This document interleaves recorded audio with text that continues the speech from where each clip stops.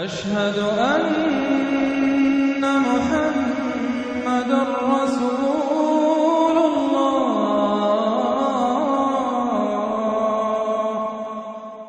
یہ جو سلسلہ شروع ہوا 14 سورتوں کا، پہلا جوڑا اس میں سے سورہ یونس، سورہ ہود علیہم الصلاۃ والسلام۔ البتہ جو تیسرا اس کے اندر سب گروپ، میں نے کہا تھا تین کے سب گروپ ہیں، یہ تیسری سورت جو ہے سورہ یوسف، یہ بالکل پورے قرآن میں منفرد ہے اپنے مزاج کی۔ اس کے ساتھ جزوی سی مشابہت آئے گی ایک سورت کی، میں بعد میں عرض کروں گا۔ اس وقت یہ ہے کہ اس کو نوٹ کیجئے کہ اب تک ہم نے پڑھا ہے جو در حقیقت انباء الرسل کا مضمون ہے، جو ضائع شد و مت کے ساتھ آیا ہے۔ حضرت ابراہیم کا تھوڑا سا ذکر سورہ انعام میں ہم نے پڑھ لیا، کچھ تھوڑا سا ذکر جو ہے وہ سورہ ہود کے اندر آ گیا ہے، لیکن یہ ہے کہ اصل جو آیا ہے انباء الرسل، ایام اللہ فذکرہم بایام اللہ۔ یہ قصص النبیین کے اعتبار سے یہ منفرد صورت ہے، پوری صورت ایک نبی کے حالات پر مشتمل۔ قرآن مجید میں اس کی کوئی اور مثال نہیں۔ پھر یہ کہ اس میں وہ رنگ ہے ہی نہیں کہ حضرت یوسف علیہ السلام نے یہ دعویٰ کیا ہو کہ میں رسول ہوں، مجھے مانو، میری اطاعت کرو، اور وہاں کی جو قوم تھی اور بادشاہ جو تھا اس سے کوئی تعاون نہ کیا ہو، کچھ نہیں، وہ انداز ہی نہیں مانو گے تو عذاب آئے گا، کچھ نہیں۔ تو نبی میں اور رسول میں جو فرق ہوتا ہے وہ بھی آپ کنٹراسٹ اچھی طرح سمجھ لیجئے۔ حضرت یوسف نبی تھے، رسول نہیں تھے۔ رسول بنا کر جسے بھیج دیا جاتا تھا وہ تو پہلے کہتا تھا مجھے مانو، میری اطاعت کرو، ان اعبدوا اللہ واطیعون، اللہ کی بندگی کرو، میری اطاعت کرو، اللہ اور خیر صلی اللہ، اس کے بعد اگلی بات ہوگی۔ لیکن نبی کا معاملہ یہ نہیں ہوتا۔ نبی جیسے کہ مصلح ہوتے ہیں، نیک لوگ ہوتے ہیں، اولیاء اللہ ہوتے ہیں، خاص اللہ تعالیٰ کے برگزیدہ بندے ہوتے ہیں۔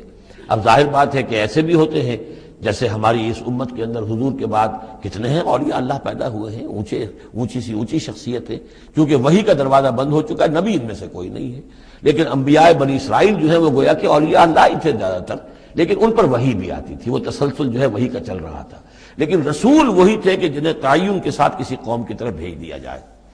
حضرت یوسف کے جو یہ واقعات یہاں آ رہے ہیں اس تفصیل کے ساتھ، اور پوری صورت نازل ہوئی ہے، اس کا ایک سبب ہے۔ میں نے آپ سے عرض کیا تھا کہ یہ جو آخری دور تھا مکی، آپ کے قیام مکہ کے دور کا، زمانے کا، تو اس میں یہ کہ چیزیں پہنچ چکی تھی مدینے میں بھی خبریں، اور مدینے میں اہل کتاب کے یہود کے کان کھڑے ہو گئے تھے۔ اب انہیں تو امید تھی، منتظر تھے، نبوت تو آخری ظاہر ہونے والی ہے، لیکن سمجھتے تھے ہم میں سے ہوگا۔ یہاں بات بالکل جو ہے وہ تلپٹ ہو رہی ہے،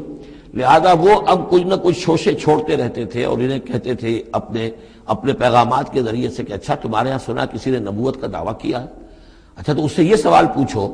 کہ یہ ابراہیم تو آباد تھے فلسطین میں، یہ جو یہودی بنی اسرائیل ہے یہ مصر میں کیسے پہنچ گئے، جو وہاں سے پھر حضرت موسیٰ ان کو نکال کر لے کر آئے، لیکن کیسے پہنچے، پہنچنے کا سبب کیا تھا، کیا ماجرا تھا؟ یہ اب تاریخ کا ایک سوال تھا جو انہوں نے کر دیا۔ اس کے جواب میں اللہ تعالیٰ نے یہ صورت نازل فرما دی، اور اس قدر خوبصورت انداز میں نازل کی ہے۔ اور میں آپ کو ایک اور بات بھی بتا دوں کہ میرا قرآن مجید کے ساتھ جو معنوی تعارف ہوا ہے پہلی مرتبہ صحیح معنی میں، وہ اسی سورہ یوسف کے حوالے سے ہے، اور سورہ یوسف کی تفہیم القرآن مولانا مودودی کی۔ 1947 میں میں میٹرک کا امتحان دے چکا تھا، ہمارا رزلٹ بھی آ چکا تھا، لیکن یہ کہ اس کے بعد وہ فسادات کیا قتل عام شروع ہوا مسلمانوں کا مشرقی پنجاب میں۔ میں حصار میں تھا، تو حصار اس شہر کا نام تھا، لیکن ہم اس میں محصور بھی ہو گئے۔ تقریباً 1.5 مہینہ ہم نے مورچے بنا لیے اور اپنی حفاظت کرتے رہے۔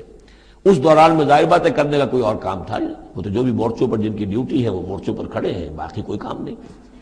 تو میں اور میرے بڑے بھائی اس زمانے میں پھر ایک مسجد کے اندر ہم بیٹھ کر، چونکہ انہوں نے بھی، وہ مجھ سے تو ویسے 6 سال بڑے ہیں، انہوں نے بھی جب میٹرک کیا تھا تو عربی پڑھی تھی، اور میں نے تازہ میٹرک کیا تھا، اور میرے پاس بھی عربی کا مضمون تھا،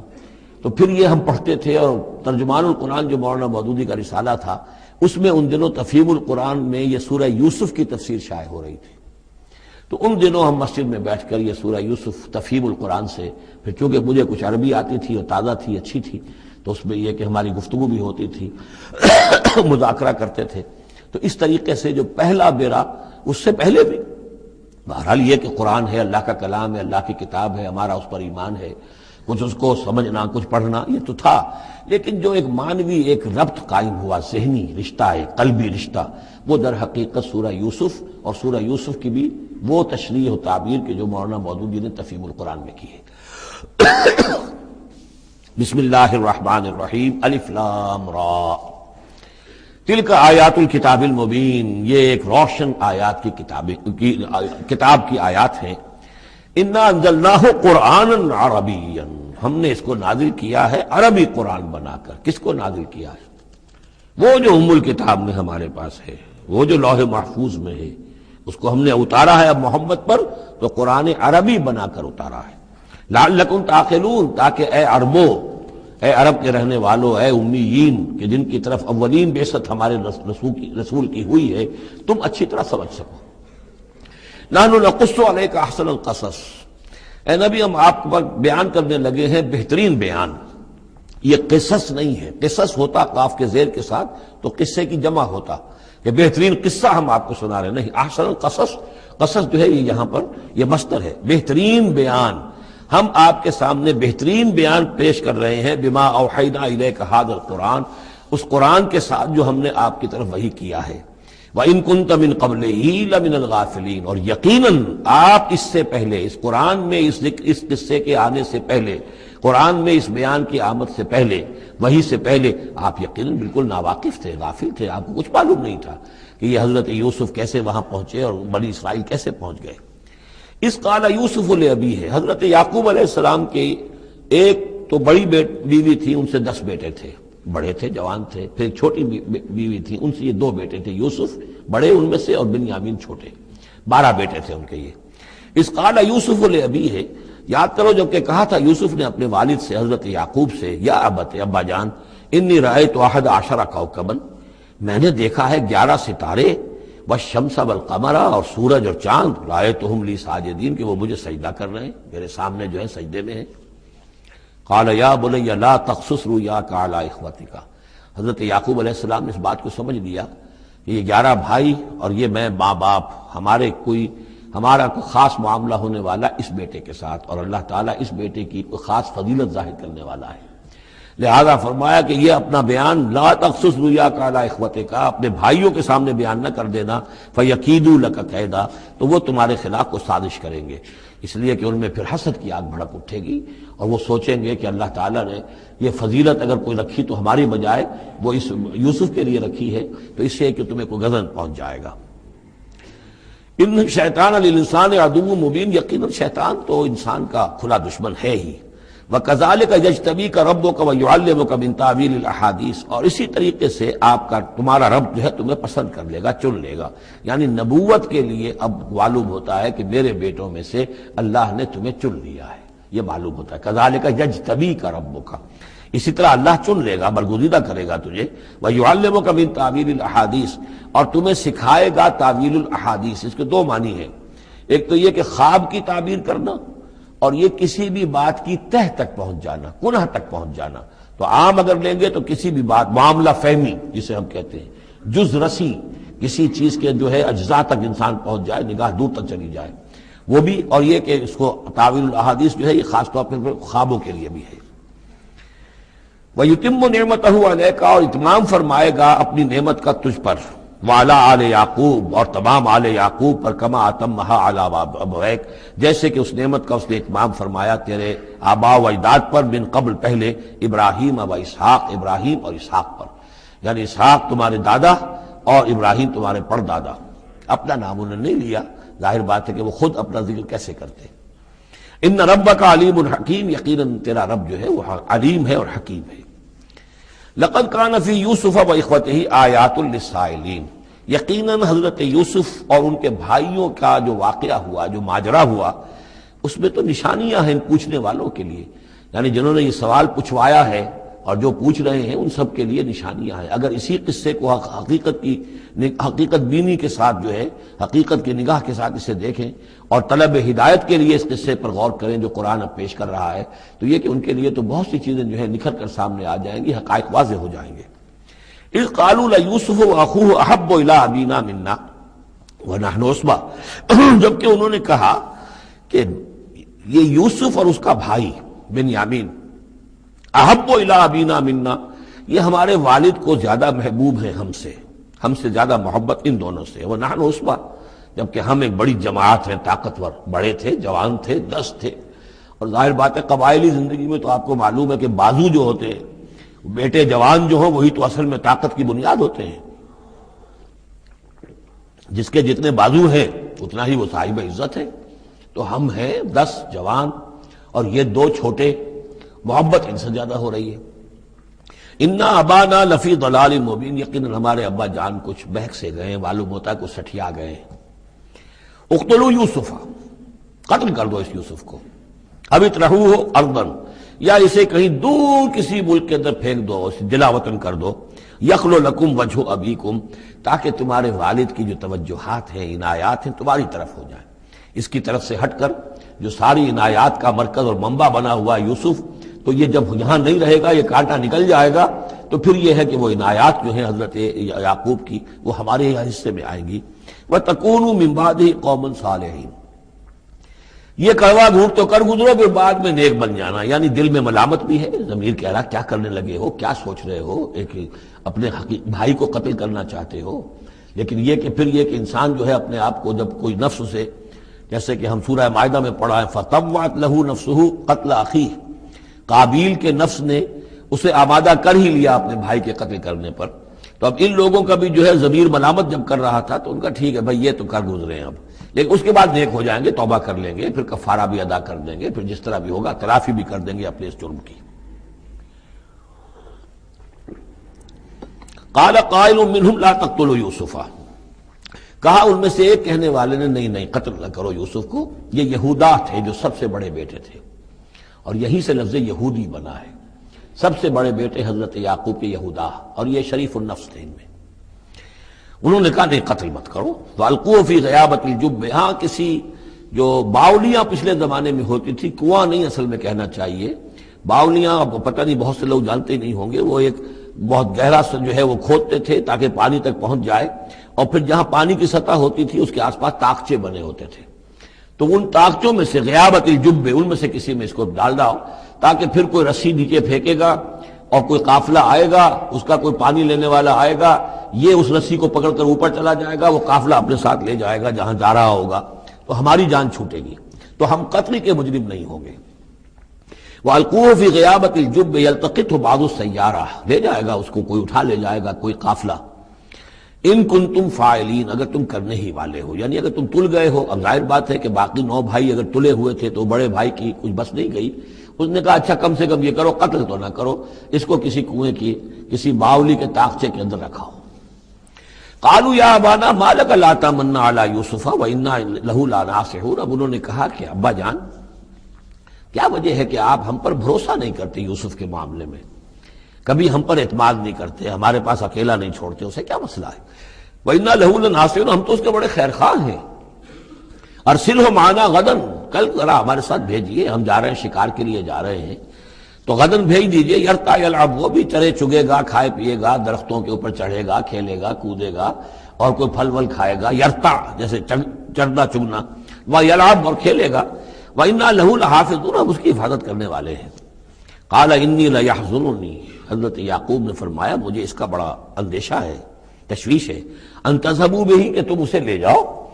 وَأَخَافُ أَن يَأْكُلَهُ الذِّئْبُ، اور مجھے اندیشہ یہ ہے کہ کہیں اس سے بھیڑیا نہ کھا جائے، وَأَنتُمْ عَنْهُ غَافِلُونَ، اور تم اس سے غافل ہو، کہیں تم تو اپنے دندوں میں لگ جاؤ، منہمک ہو جاؤ، وہ کہیں اکیلا رہ جائے، کوئی بھیڑیا آ کر اسے کھا جائے۔ قَالُوا لَئِن أَكَلَهُ الذِّئْبُ وَنَحْنُ عُصْبَةٌ إِنَّا إِذًا لَخَاسِرُونَ، ابا جان کیا بات کر رہے ہیں، اگر اسے بھیڑیا کھا جائے جبکہ ہم ایک جوان گروہ ہیں، ہم 10 آدمی ہیں، ہماری پوری ٹیم ہے، جماعت ہے، تو پھر تو ہم تو بڑے نکمے لوگ ہوئے، بڑے خسارے والے لوگ ہوئے۔ فلما ذهبوا به واجمعوا، اور جب پھر وہ اس کو لے گئے اور پھر اب وہ متفق ہو گئے، اجمعوا کے بعد علا کا صلہ جو ہے یہاں پر محذوف ہے، علا ان يجعلوه في غيابة الجب، انہوں نے اپنی یہ بات اب پوری جمع کر لی، اپنا پوری رائے ایک کر کے، ایک آ کر کے، اور وہ یہ کہ اب اسے غیابت الجب کے اندر رکھنے چلے۔ وَأَوْحَيْنَا إِلَيْهِ، ہم نے اس وقت وحی کی یوسف کو، لَتُنَبِّئَنَّهُمْ، اب اس کو ہم الہام کہیں گے، ابھی ظاہر بات ہے کہ وہ نبوت کی عمر نہیں ہے۔ وَأَوْحَيْنَا إِلَيْهِ لَتُنَبِّئَنَّهُمْ بِأَمْرِهِمْ هَٰذَا، تم یہ بات ان کو جتلاؤ گے، ایک دن آئے گا کہ تم جتلا دو گے اپنے بھائیوں کے تم نے میرے ساتھ کیا تھا۔ اب اس میں جو بلاغت ہے اس کی کیا معنی ہے؟ تم ہلاک نہیں ہوگے، تمہارا بال بیکا نہیں ہوگا، تمہاری ہم حفاظت کریں گے، ایک وقت آئے گا کہ یہ تمہارے پاس آئیں گے اور پھر تم انہیں جتلاؤ گے۔ تو گویا کہ پوری داستان جو ہے ایک ان کی حوصلہ افزائی کے لیے وہ سارا ایک لفظ کے اندر ہے لَتُنَبِّئَنَّهُم بِأَمْرِهِمْ هَٰذَا وَهُمْ لَا يَشْعُرُونَ، اور اس وقت انہیں اندازہ بھی نہیں ہوگا کہ کون ان سے بات کر رہا ہے۔ وَجَاءُوا أَبَاهُمْ عِشَاءً يَبْكُونَ، شام کو وہ آ گئے روتے ہوئے اپنے ابا جان کے پاس، حضرت یعقوب کے پاس۔ قَالُوا يَا أَبَانَا إِنَّا ذَهَبْنَا نَسْتَبِقُ، انہوں نے کہا ابا جان ہم گئے تھے ذرا دوڑ لگا رہے تھے، مقابلہ کر رہے تھے دوڑنے کا۔ وَتَرَكْنَا يُوسُفَ عِندَ مَتَاعِنَا، اور ہمارا جو سامان و امان تھا، کوئی کپڑے وپڑے ہم نے رکھے تھے اضافی اتار کر دوڑنا جو تھا، تو وہاں ہم نے یوسف کو چھوڑ دیا تھا۔ فَأَكَلَهُ الذِّئْبُ، تو اسے کھا لیا ایک بھیڑیے نے۔ وَمَا أَنْتَ بِمُؤْمِنٍ لَنَا، اور آپ ہماری بات مانیں گے تو نہیں۔ وَلَوْ كُنَّا صَادِقِينَ، خواہ ہم کتنے ہی سچے ہوں، آپ نے ماننی تو نہیں ہے بات، لیکن ہم کیا کریں، ہوا یہ ہے۔ وَجَاءُوا عَلَىٰ قَمِيصِهِ بِدَمٍ كَذِيبٍ، اور کوئی جھوٹ موٹ کا خون اس کی قمیص کے اوپر لگا کے لے آئے۔ قَالَ بَلْ سَوَّلَتْ لَكُمْ أَنفُسُكُمْ أَمْرًا، حضرت یعقوب نے فرمایا نہیں، بات کچھ اور ہے، تمہارے جیوں نے، تمہارے نفسوں نے تمہارے لیے ایک بڑی بات کو ہلکا کر دیا ہے۔ تم نے کوئی بہت بڑا غلط اقدام کیا ہے اور تمہارے نفسوں نے اس کے لیے تمہیں آمادہ کر دیا ہے۔ فصبر جمیل، لیکن ظاہر بات ہے کہ اب 10 بیٹے ہیں، حضرت یعقوب اکیلے ہیں، بوڑھے ہیں۔ فصبر جمیل، میں اب کیا کر سکتا ہوں سوائے اس کے کہ صبر کروں خوبصورتی کے ساتھ، اور دیکھوں اللہ تعالیٰ اس میں سے کیا برآمد کرتا ہے۔ واللہ المستعان علی ما تصفون، اور جو کچھ تم بیان کر رہے ہیں اس پر تو ظاہر بات ہے کہ اب میں اللہ ہی سے مدد مانگ سکتا ہوں۔ وجاءت سیارۃ، اب کچھ عرصے کے بعد وہاں ایک وہ قافلہ آ گیا۔ جاءت سیارۃ فارسلوا واردہم، انہوں نے بھیجا اپنے آگے چلنے والے کو۔ یہ پرانے زمانے میں ہوتا تھا قافلہ، اس سے آگے آگے جو ہے جس کو عورت کہتے ہیں وارد، وہ جا کر جو ہے وہاں پر دیکھتا تھا کہاں کنواں ہے، پانی کہاں ہے، کہاں اگلا پڑاؤ ہوگا۔ فارسلوا واردہم، اپنے پانی بھرنے والے کو بھیجا۔ فادلا دلوا، اس نے اپنا ڈول جو ہے وہ نیچے اتارا۔ قال یا بشرا، اب اس کو پکڑ لیا حضرت یوسف نے، اس نے کھینچا، وہ سمجھ رہا تھا پانی کھینچ رہا ہوں، وہ حضرت یوسف آ گئے۔ یا بشرا ھذا غلام، انہوں نے وہیں سے شور بچایا، آواز دی کہ بشارت ہو، یہ تو ہمیں غلام مل گیا، لڑکا مل گیا۔ وَأَسَرُّوهُ بِضَاعَةً، اور انہوں نے چھپا لیا اسے ایک پونجی سمجھ کر کہ یہ تو اچھی دولت ملی ہے، اسے بیچیں گے، بیچ کے پیسے کھڑے کریں گے، چھپا لیا۔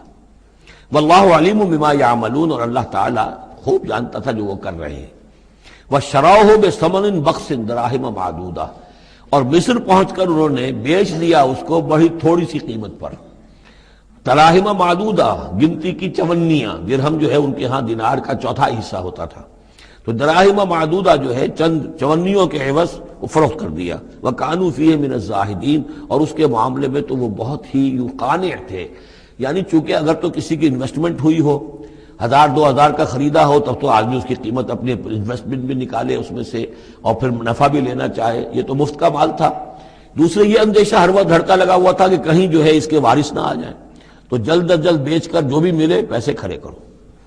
وقال الذي اشتراه من مصر، اور جس شخص نے خریدا انہیں مصر سے، مصر میں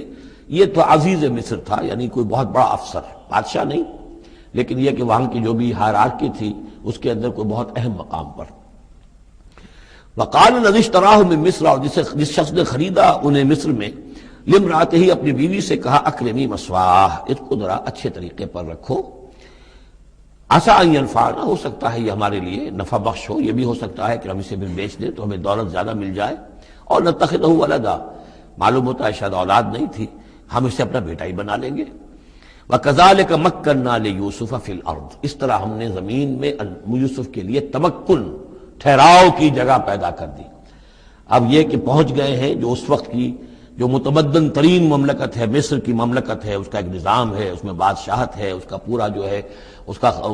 آبپاشی کا نظام ہے، اس میں تمدن کے ایک گہوارے میں پہنچا دیا، اور وہاں پر بھی کسی جھونپڑے میں نہیں، کسی بہت بڑے افسر، بہت بڑے صاحب حیثیت انسان کے گھر میں پہنچا دیا۔ وَكَذَلِكَ مَكَّنَّا لِيُوسُفَ فِي الْأَرْضِ وَلِنُعَلِّمَهُ مِن تَأْوِيلِ الْأَحَادِيثِ، اور تاکہ ہم اسے سکھائیں باتوں کی تہ تک پہنچنا، یعنی ظاہر بات ہے کہ اگر وہ کوئی بہت بڑا عہدے دار تھا، بہت بڑا افسر تھا، تو وہاں پر لوگ آتے رہتے ہوں گے، گفتگویں ہوتی ہوں گی، امور مملکت پر بحثیں ہوتی ہوں گی۔ اب یہ وہاں پر ایک خادم کی حیثیت سے ہیں، وہ باتیں ساری سن رہے ہیں، تو گویا کہ اس میں ان کے لیے تربیت کا سامان اللہ نے کر دیا کہ کہاں کسی اگر دیہاتی میں رہتے یا کہیں صحرا میں رہتے، کہاں یہ تمدن کے ایک گڑھ میں اور ایک ایسی جگہ پر جہاں پر بیٹھ کر سارے مشورے ہوتے ہوں، گفتگویں ہوتی ہوں اور دوسرے ملکوں کی خبریں آتی ہوں، اس سے ان کے علم کے اندر معلومات میں بھی اضافہ ہوا، اور یہ کہ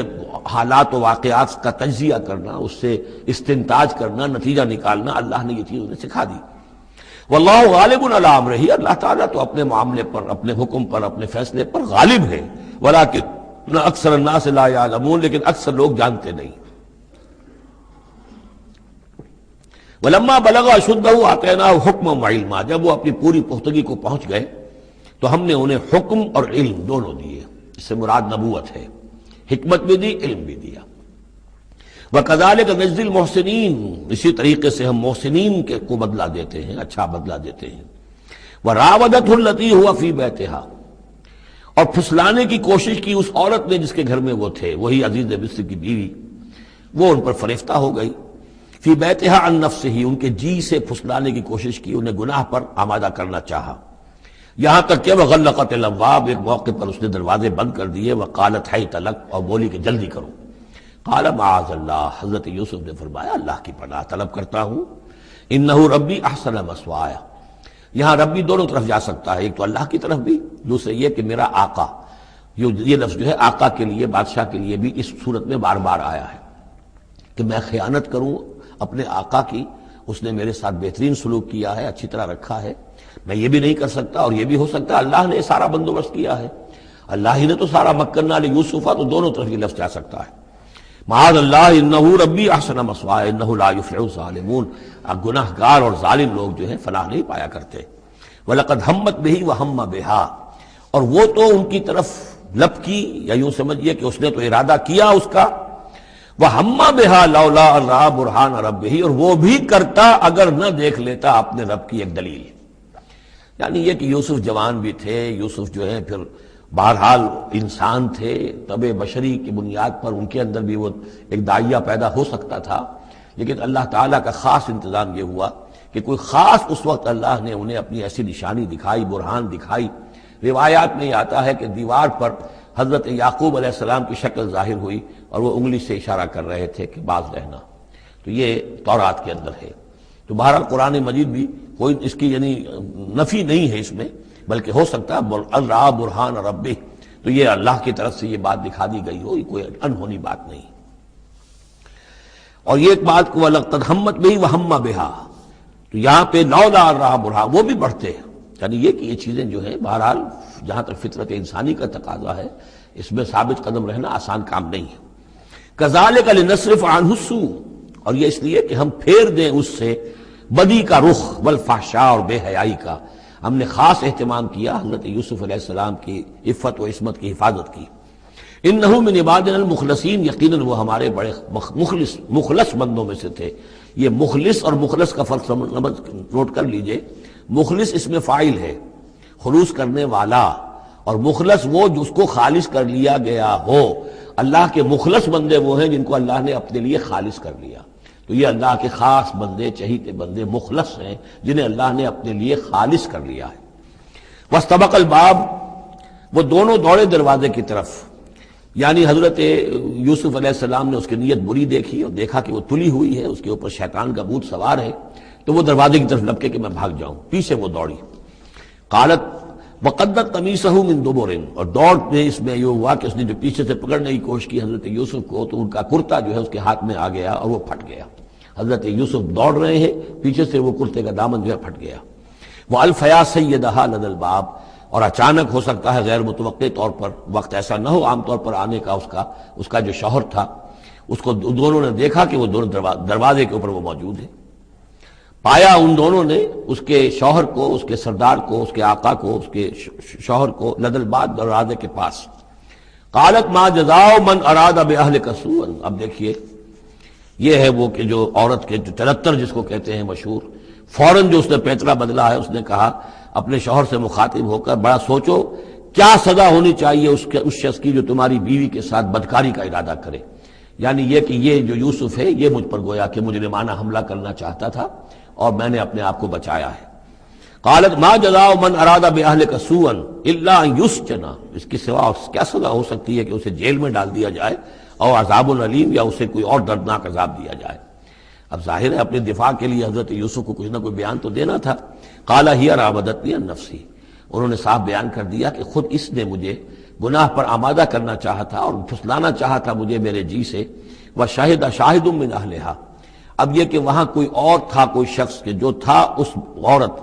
وہ زلیخا اس کا نام آتا ہے تورات میں، قرآن میں کہیں نہیں ہے۔ امرات العزیز تو آتا ہے، اس عزیز کی بیوی، بڑے افسر کی بیوی، لیکن یہ کہ اس کا کوئی رشتہ دار بھی وہاں آن موقع پر موجود تھا، تو اس نے قرائن کی جو گواہی ہوتی ہے، سرکمسٹانشل ایویڈنس، اس کی بات کی۔ انہوں نے کہا کہ اگر تو اس کا کرتا پھٹا ہوا ہو، شاہد شاہد من اہلہا، اس عورت کے عزیزوں رشتہ داروں میں سے گواہی دینے والے نے ایک نے گواہی دی، اگر اس کا کرتا پھٹا ہوتا سامنے سے فصدقت، تو وہ سچی ہوتی، وہو من الکاذبین، اور یہ جھوٹا ہوتا۔ یعنی اگر کوئی مرد حملہ کر رہا ہے اور عورت اپنا تحفظ کر رہی ہے اور اس میں جو ہے کہیں کرتا پھٹتا ہے مرد کا، تو وہ سامنے کا حصہ پھٹے گا۔ وَإِنْ كَانَ قَمِيصُهُ قُدَّ مِنْ دُبُرٍ، اور اگر اس کی قمیص ہے پھٹی ہوئی پیچھے سے، فَكَذَبَتْ، تو وہ جھوٹی ہے، وَهُوَ مِنَ الصَّادِقِينَ، اور وہ سچا ہے۔ اب یہ بھی آپ دیجئے، کریڈٹ دیجئے بہرحال کہ اس کی عورت کے رشتہ داروں میں سے کسی نے اتنی عادلانہ بات کی ہے، اتنی حکیمانہ بات بھی کی ہے، عادلانہ بھی کی ہے اور حق کی بات کی ہے، تو معلوم ہوتا ہے کہ اس معاشرے کے اندر بھی جہاں بہت سی خرابیاں بھی تھیں، آگے آ جائیں گی وہ خرابیوں کا بھی ذکر ہے، لیکن یہ کہ بہرحال کچھ نہ کچھ اچھائیاں بھی تھیں۔ فلما رأى قميصه قد من دبر، جب اس نے دیکھا کہ قمیص تو پھٹی ہوئی ہے پیچھے سے، قال انه من کیدکن، تو اس نے کہا اس عزیز مصر نے اپنی بیوی سے کہ یہ تمہاری ہی چالوں میں سے ہے، فریب میں سے ہے۔ ان کیدکن عظیم، تم عورتوں کی چالیں جو ہیں اور تمہارے عورتوں کے جو فریب ہیں وہ بہت بڑے ہیں۔ یوسف اعرض عن ھذا، اب اس نے کہا یوسف ٹھیک ہے، اس سے درگزر کرو، عن ھذا، اعرض عن ھذا واستغفری لذنبک، اور دیکھو تم اپنی بیوی سے مخاطب ہو کہا تم اپنے گناہ کا استغفار کرو، توبہ کرو، انک کنت من الخاطئین، یقیناً تو ہی تھی خطا کار۔ وقالت نسوۃ فی المدینہ، اور کہا عورتوں نے شہر کے اندر، امرأۃ العزیز ہے، یہ ہے وہ عزیز کی بیوی، تراود فتاح عن نفسہ، وہ اپنے غلام کو پھسلا رہی ہے اور اس کو چاہتی ہے اسے گناہ پر آمادہ کرنا، قد شغفہا حبا، وہ اس کی محبت میں گرفتار ہو گئی ہے۔ انا لنراہا فی ضلال مبین، ہم دیکھتے ہیں وہ تو بڑی بھٹک گئی ہے اپنے غلام کے ساتھ یہ معاملہ، اور یہ تو بہت ہی گھٹیا بات ہے۔ فلما سمعت بمکرہن، جب اس نے امرأۃ العزیز نے سنی یہ باتیں، میرے خلاف اب یہ چرچے ہو رہے ہیں، تو اس نے چاہا کہ ان سب کا جو چونکہ اوپر کی سوسائٹی تھے وہ سارے کے سارے جو ہیں سوراخ تو سبھی کے ہاں تھے، گندگیاں ہر ایک کے ہاں تھی، لیکن یہ موقع مل گیا عورتوں کو کہنے کا، اسے معلوم تھا خود ان کے اپنے کردار کیسے کچھ ہیں، لیکن اس نے چاہا کہ اس کا بھانڈا جو ہے چوراہے کے اندر ان کے کردار کا بھی پھوڑ دیا جائے۔ ارسلت الیہن، تو ان سب کو بلوایا ایک دعوت میں، وآتت لہن متکئا، اور اہتمام کیا ایک مجلس کا، ایک ڈنر کا، اور اس میں یہ کہ سب جو متکئا جو سہارا لے کر بیٹھے ہوئے ہیں، وآتت کل واحدۃ منہن، اور ہر عورت کو اس نے ایک چھری اس کے سامنے رکھی، سکینن، ایک چھری، جب کوئی پھل وغیرہ ہوں گے اس کے ساتھ چھری بھی سب کو دی گئی ہے۔ وقالت اخرج علیہن، اور کہا کہ اے یوسف ذرا نکلو ان کے سامنے، برآمد ہو، ان کے سامنے آ جاؤ۔ فلما رأینہ، تو جب ان سب نے اس کو دیکھا، اکبرنہ، تو ششدر رہ گئیں، وقطعن ایدیہن، اور ان سب نے اپنے ہاتھ کاٹ لیے۔ اس میں ایک کا تو کسی کا غلطی سے ہاتھ کٹ گیا ہوگا، چوک گئی ہوگی، دیکھ کر ایک دم چونکی کہ یہ اس قدر حسین و جمیل، یہ تو انسان نہیں معلوم ہوتا یہ کون ہے، تو اس کا ہاتھ کاٹا۔ اس کی طرف حضرت یوسف متوجہ ہوئے ہوں گے، خون اس کے کچھ نہ آخر ماں خادم کی حیثیت سے تھے کہ اس کے کوئی مرہم پٹی کریں، تو ہر ایک نے یہ چاہا کہ یہ التفات اس کا میری طرف بھی ہو، تو سب نے اپنی انگلیاں کاٹی۔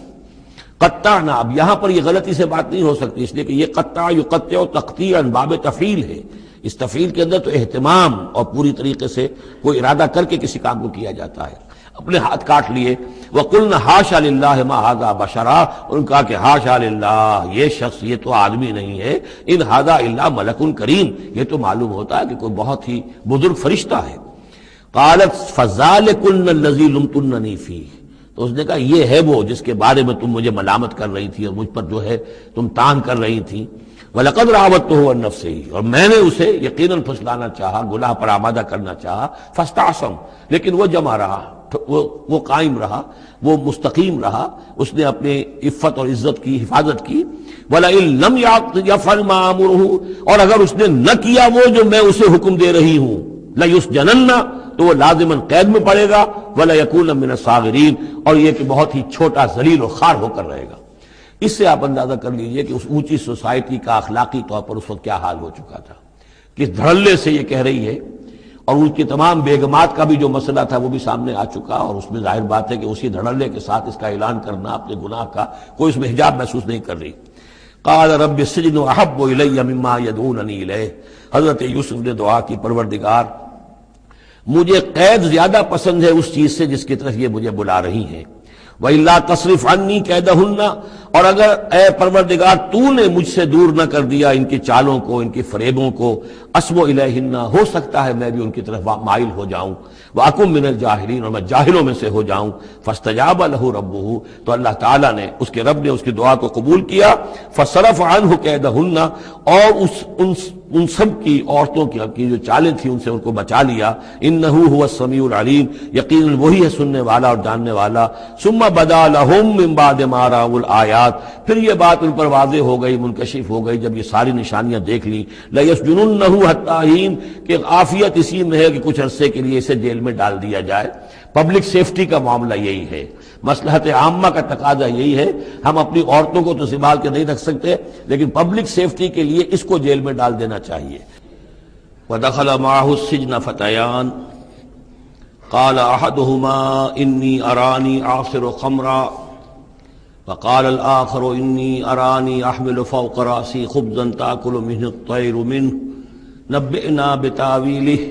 إِنَّا نَرَاكَ مِنَ الْمُحْسِنِينَ صدق اللہ العظیم. اور داخل ہوئے ان کے ساتھ جیل میں دو جوان.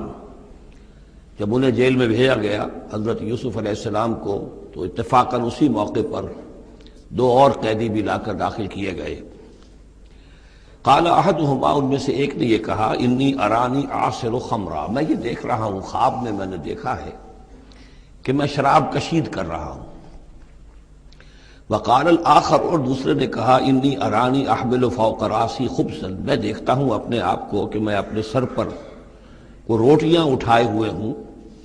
تاکل الطیر منہ، اور اس روٹیوں میں پرندے جو ہے کھا رہے ہیں، چونچے مار رہے ہیں. نبئنا بتاویلہ، ہمیں ذرا ان خوابوں کی تعویل بتائیے. انا نراک من المحسنین، ہم دیکھتے ہیں کہ آپ عام قیدیوں کی طرح نہیں ہیں. آپ کا کردار، آپ کی شخصیت، آپ کی سیرت، آپ کی وجاہت یہ بالکل مختلف ہے. ہم دیکھتے ہیں کہ آپ تو بہت اچھے آدمی ہیں، بہت بزرگ آدمی ہے. تو ہمیں امید ہے کہ آپ ہمارے خوابوں کی تعویل بتا سکیں گے.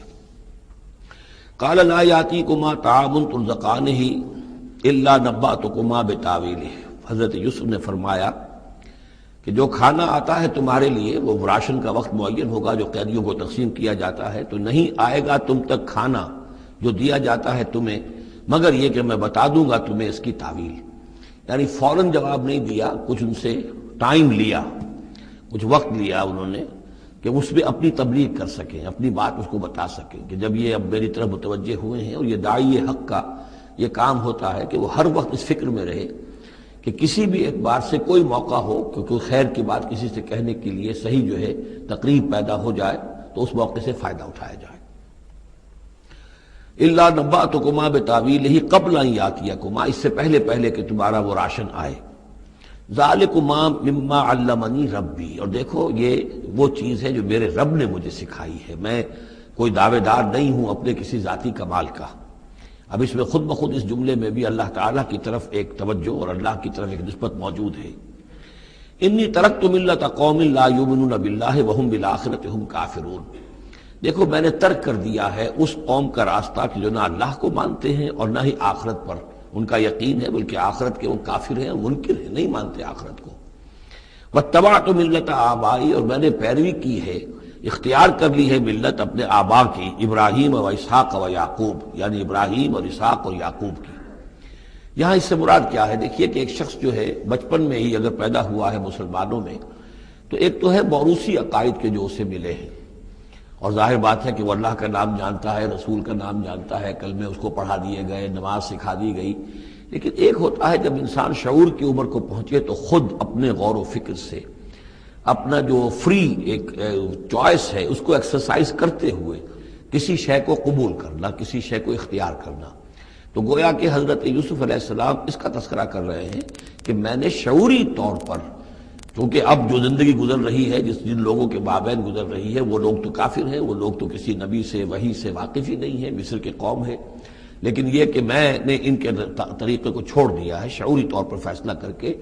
میں نے شعوری طور پر اختیار کیا ہے اپنے آباء و اجداد، صرف اس لیے نہیں کہ وہ میرے آباء و اجداد ہیں، بلکہ اس لیے کہ ان کا راستہ میرے نزدیک صحیح ہے، عقل سلیم کے نزدیک جو ہے وہی معقول ہے. واتبعت ملت آبائی ابراہیم و اسحاق و یعقوب ما کان لنا ان نشرک باللہ من شیء. دیکھو ہمارے لیے یہ روا نہیں ہے کہ ہم اللہ کے ساتھ کسی بھی شے کو شریک کریں. ذالک من فضل اللہ علینا، یہ اللہ کا بڑا فضل ہے ہم پر، وعلی الناس، اور سب لوگوں پر.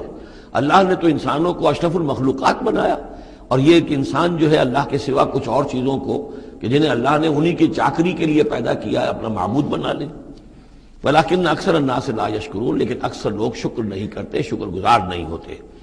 یا صاحب السجن، اے میرے جیل کے دونوں ساتھیوں، ارباب متفرقون خیر ام اللہ الواحد القہار. خود غور کرو، کیا یہ بہت سے جو ارباب ہم نے بنا رکھے ہیں یا تم نے بنا رکھے ہیں، بہت سے دیوی دیوتا متفرق جدا جدا ہیں، یہ بہتر ہے یا ایک الواحد اب اللہ الواحد القہار، یا اللہ جو اکیلا ہے اور پوری طریقے سے چھایا ہوا ہے. ما تعبدون من دونہ الا اسماء سمیتموها انتم وآباؤکم، نہیں پوچھتے تم اس کے سوا دیویوں اور دیوتاؤں کو مگر یہ کوئی شے نہیں ہے، یہ کچھ نام ہے جو تم نے رکھ لیے ہیں، تم نے بھی اور تمہارے آباء و اجداد نے بھی. ما انزل اللہ بہا من سلطان، اللہ تعالیٰ نے ان کے لیے کوئی سند نہیں اتاری. ان الحکم الا للہ، اختیار مطلق صرف اللہ کا ہے. حکم دینے کا اختیار، فیصلے کا اختیار، قانون دینے کا اختیار صرف اللہ کا ہے. امر اللہ تعبدوا الا اياه، اور اس نے یہ حکم دیا ہے کہ اس کے سوا کسی اور کو مت پوجو، مت بندگی کرو. ذالک الدین القیم، یہی ہے دین سیدھا اور قائم اور دائم، ہمیشہ کا دین. ولکن اکثر الناس لا يعلمون، لیکن اکثر لوگ علم نہیں رکھتے. یا صاحب السجن، اے میرے زنداں کے دو ساتھیوں، اما احدکما فیسقی ربہ خمرا، تم میں سے ایک جو ہے وہ تو اپنے آقا کو، یہاں رب کا لفظ آیا ہے بادشاہ کے لیے، اپنے آقا کو، بادشاہ کو شراب پلائے گا. یہ پہلے بھی ایک شخص تھا، ساقی تھا یہ بادشاہ کا،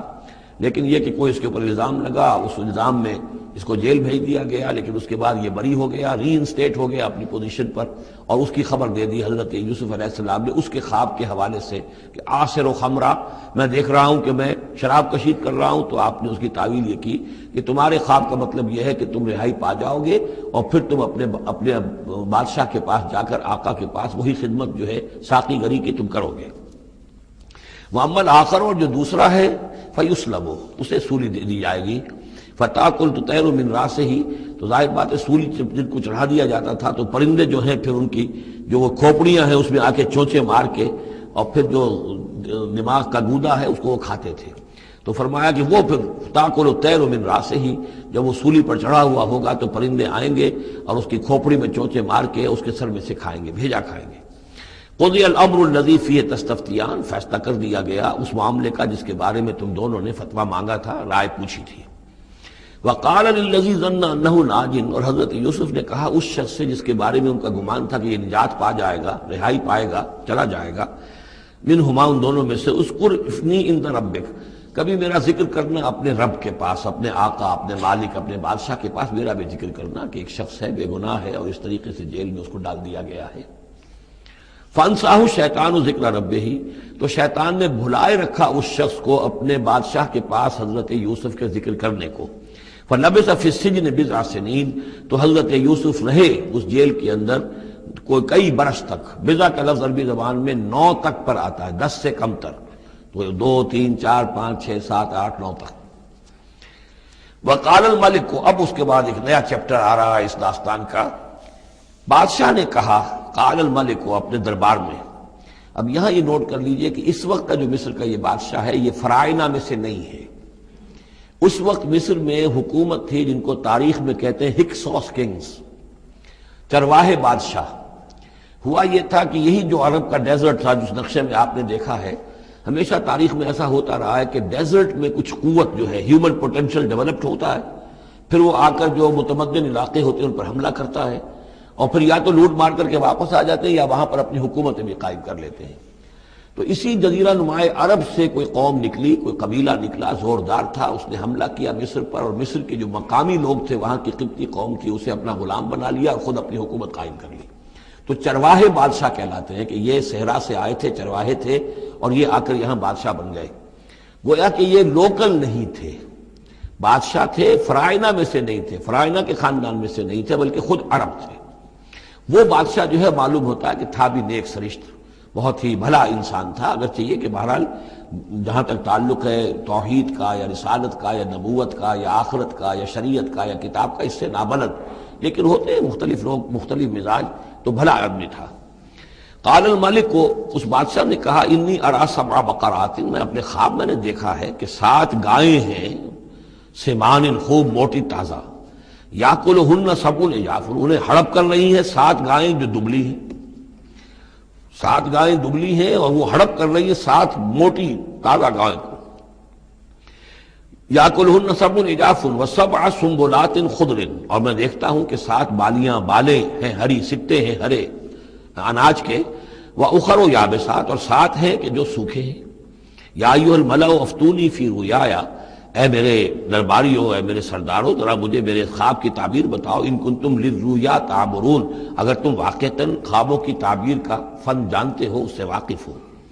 قالوا اضغاث احلام، انہوں نے کہا نہیں یہ تو پریشان خیالی ہے، یہ خواب جو ہے کوئی خاص مانوی خواب نہیں ہے، ایسے ہی ہے جیسے کہ پریشان خیالات ہوتے ہیں. جیسا کہ اب آپ کو معلوم ہے فرائڈ کا نظریہ ہے کہ یہ صرف جو انسان کے جو سیکشول ڈیزائرز ہیں یا اور کوئی ایمبیشنز ہیں نفسیاتی یا نفسانی، وہ دبی ہوئی ہوتی ہیں، تو پھر یہ کہ انسان خواب کے اندر ان کی تسکین جو ہے وہ کر لیتا ہے کسی طریقے سے، تو وہ اس کے اپنے خیالات ہوتے ہیں، پریشان خیالات. اگرچہ اسلام میں خواب 3 قسم کے ہیں. ایک خواب ہے کہ جو اللہ کی طرف سے ہوتا ہے، جس کو ہم کہتے ہیں سچا خواب، رؤیا صادقہ، وہ نبوت کے اجزاء میں سے ہے. اور ایک خواب شیطانی ہوتا ہے جو شیطان کی طرف سے ہوتا ہے، شیطان جو جنات ہیں وہ اس میں الہام کرتے ہیں. اور تیسرا اسی نوعیت کا ہوتا ہے جس کو یہاں کہا گیا ہے. تو فرائڈ ظاہر بات ہے کہ ان چیزوں سے واقف ہے، وہ جہاں تک کہ وہ رؤیا صادقہ ہے اس سے واقف نہیں ہے. قالوا اضغاث احلام وما نحن بتاویل الاحلام بعالمین، ایسے خوابوں کی تعبیر ہمیں نہیں آتی ہے. وہ خواب باقاعدہ کوئی خواب ہو تو اس کی تعبیر ہم بتائیں. وقال الذی نجا منہما، اب اس شخص نے، وہ جو وہاں پر پھر ساقی گری کر رہا تھا، اسے اچانک حضرت یوسف یاد آ گئے. وقال الذی نجا منہما، اور کہا اس شخص نے جو ان دونوں قیدیوں میں سے نجات پا گیا تھا، بری ہو گیا تھا، رہا ہو گیا تھا، وذکر بعد امۃ، اور اس طویل عرصے کے بعد اسے اچانک یاد آ گیا، انا انبئکم بتاویلہ فارسلون، میں بتا دوں گا اس خواب کی تعویل آپ لوگوں کو، ذرا مجھے جانے دو، مجھے اجازت دیجئے کہ میں جاؤں اور جیل میں جا کر وہاں ایک شخص ہے اس سے مل کر اس خواب کی تعبیر معلوم کر لوں. یوسف ایھا الصدیق، اب وہ پہنچ گیا حضرت یوسف کی خدمت میں. یوسف اے صدیق، اے سچے، افتنا فی 7 بقرات سمان یاکلہن 7 عجاف، ذرا ہمیں بتائیے، تعویل بتائیے، حکم بتائیے اس کا کہ 7 گائیں ہیں بڑی دبلی اور وہ کھا گئیں، ہڑپ کر رہی ہیں 7 ان کو کہ جو موٹی ہیں، وسبع سنبلات، اور 7 بالی ہیں جو ہری ہیں، خضر واخر یابسات، اور 7 جو ہیں وہ بہت خشک ہیں، سوکھی ہیں. لعلی ارجع الی الناس، تاکہ میں لوگوں تک واپس جاؤں، لعلہم یعلمون، تاکہ انہیں معلوم ہو جائے کہ یہ خواب جو بادشاہ کا ہے اس کی تعبیر کیا ہے. قال تزرعون 7 سنین دأبا، حضرت موسیٰ نے اس خواب کی تعبیر بتائی کہ تم 7 سال تک خوب زراعت کرو گے، ڈٹ کر، دب کر. یہ دأبا جو ہے جم کر، جو پنجابی میں کہتے ہیں دب کے واہ تے رج کے کھا، تو یہ معلوم ہوتا ہے شاید کوئی نہ کوئی رب کا تعلق اس کا داب کے ساتھ ہے. تزرعون 7 سنین دأبا، تم 7 سال تو خوب جو ہے وہ یعنی ڈٹ کر اور محنت سے اور خوب جم کر کھیتی کرو گے. فما حصدتم، اب نہ صرف یہ کہ تعبیر بتا رہے ہیں، تدبیر بھی بتا رہے ہیں. تو دیکھو جو بھی تم کاٹو، جو فصل ملے، فضروہ فی سنبلہ، تو اسے اس کی بالیوں ہی میں، سٹوں ہی میں رہنے دینا. سارا اناج نکال نہ لینا، الا قلیلا مما تاکلون، سوائے تھوڑا تھوڑا کر کے کہ جو تمہاری ضرورت ہو کھانے کی، اس لیے کہ آج یہ معلوم ہے کہ بہترین پریزرویٹو جو ہے یہ سٹوں میں اگر نہ چھوڑ دیا جائے، ان کو اگر نہ نکالا جائے تو پھر ان کے لیے کسی اور ایڈیشنل پریزرویٹو کی ضرورت نہیں ہے، یہ محفوظ رہتے ہیں، ان کو جو ہے وہ انسیکٹس وغیرہ ختم نہیں کر سکتے۔ تو وہ تدبیر بھی بتا دی کہ اس کو ابھی سارے کے سارے کے اناج کو گاہ نہ لینا، بلکہ یہ کہ انہی بالیوں کے اندر، انہی سٹوں کے اندر ان کو رہنے دینا، الا قلیلا مما تاکلون، جو بھی تم کھاتے جاؤ اس میں سے جو ضرورت کے مطابق۔ ثم یاتی من بعد ذلک صبر شداد، پھر اس کے بعد 7 سال آئیں گے بہت سختی کے، یعنی بارش نہیں ہوگی، شدید قحط پڑے گا، یا کلنا وہ 7 سال کھا جائیں گے ما قدمتم لہن، جو کچھ بھی تم نے بچا کے رکھا ہوگا ان کے لیے، یعنی تعبیر بھی تدبیر بھی سب کچھ بتا دی گئی۔ تعبیر تو یہ کہ 7 سال تک خوشحالی ہوگی، اچھی فصل ہوگی، اور 7 سال اس کے بعد قحط کے آنے والے ہیں۔ تدبیر کیا بتائی کہ پہلے 7 سالوں میں بس ضرورت کا اناج جو ہے وہ گاہ کر نکال کر استعمال کر لینا، باقی ذخیرہ کرنا اور رہنے دینا اسی طرح اس کی بالیوں کے اندر، اور پھر جب وہ قحط کے دن ہو گئے تو اس پر گزارا کرنا۔ ثم یاتی من بعد ذالک، پھر اس کے بعد ایک سال آئے گا صبر شداد یاکلنا، وہ سال آئیں گے 7 یاکلنا ما قدمتم لہن الا قلیلا ما تحسنون، جو تم نے رکھا ہوا ہوگا وہ تم کھاؤ، وہ کھا جائیں گے سوائے اس کے کہ جو تم بیج کے لیے روک رکھو گے۔ ثم یاتی من بعد ذالک عام فیہ یغاث الناس، پھر ایک 7 سال کے بعد پھر آئے گا لوگوں پر ایک ایسا سال کہ خوب ان پر می برسے گا، وفیہ یعصرون، اور جب می برسے گا تو خوب انگور کی فصل بھی ہوگی، اور انگور کی فصل ہوگی تو پھر شراب بھی کشید ہوگی۔ وقال الملک اوتونی بہ، اب یہ ساری بات سن کر بادشاہ نے کہا اس شخص کو تو میرے پاس لے کر آؤ، اتنا ذہین انسان ہے اور اتنا سمجھدار انسان ہے، اس کو تو یقیناً جیل میں نہیں ہونا چاہیے، میرے پاس ہونا چاہیے۔ فلما جاء الرسول، اور جب وہ ایلچی آیا حضرت یوسف کے پاس، قال ارجع الی ربک، انہوں نے کہا کہ دیکھو میں اس طرح یہاں سے نکلنے کو تیار نہیں۔ ظاہر بات ہے جب جیل میں ڈالا گیا تو کوئی تہمت تو لگی ہوگی، کوئی FIR تو کٹی ہوگی نا، آخر میں کوئی نہ کوئی الزام، کوئی جو خانہ پوری کی گئی تھی تو وہ تو ان کے اوپر داغ ہے، دھبا تو ہے۔ تو میں جب تک کہ بری ذمہ نہ ہو جاؤں اور بری نہ ہو جاؤں ان الزامات سے، جب تک کہ میرا دامن جو ہے صاف نہ ہو جائے، میں یہاں سے نکلنا نہیں چاہتا۔ فرمایا قال ارجع الی ربک فاسألہ، تو لوٹ جاؤ اپنے بادشاہ کے پاس، فاسألہ، اور ذرا اس سے جا کے پوچھو، ما بال النسوۃ اللاتی قطعن ایدیہن، ان عورتوں کا کیا مسئلہ تھا جنہوں نے اپنے ہاتھ کاٹ لیے تھے۔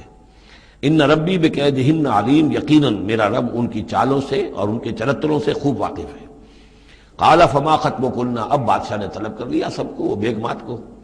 اذ راوتن ما خطبکن اذ راوتن یوسف عن نفسہ، کیا معاملہ تھا تم لوگوں کا، کیا حقیقت تھی اس کی جبکہ تم نے یوسف کو چاہا، تم سب نے چاہا کہ اسے تم پھسلا دو اور اسے تم گناہ پر آمادہ کرو۔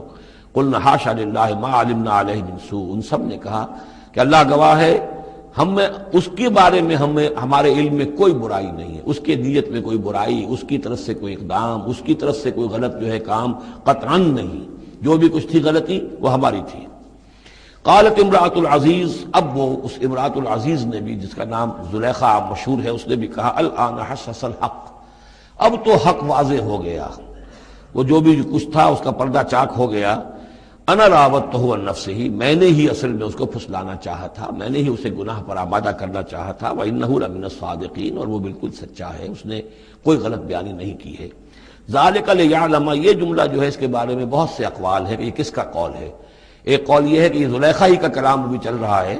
یہ اس لیے کہ وہ اس کو معلوم ہو جائے، یعنی حضرت یوسف علیہ السلام کو، انی لم اخنہ بالغیب، کیونکہ حضرت یوسف اس وقت وہاں موجود نہیں تھے، ان کی غیر موجودگی میں اس نے اپنے گناہ کا اقرار کیا ہے کہ میں نے اس کے ساتھ خیانت نہیں کی ہے۔ اب بھی ہو سکتا تھا کہ وہ پھر کوئی بکواس کرتی اور غلط بات کہتی، لیکن نہیں، لم اخنہ بالغیب، تاکہ یوسف کے علم میں یہ بات آ جائے کہ میں نے یہاں اس کی غیر موجودگی میں کوئی خیانت نہیں کی ہے۔ وَأَنَّ اللَّهَ لَا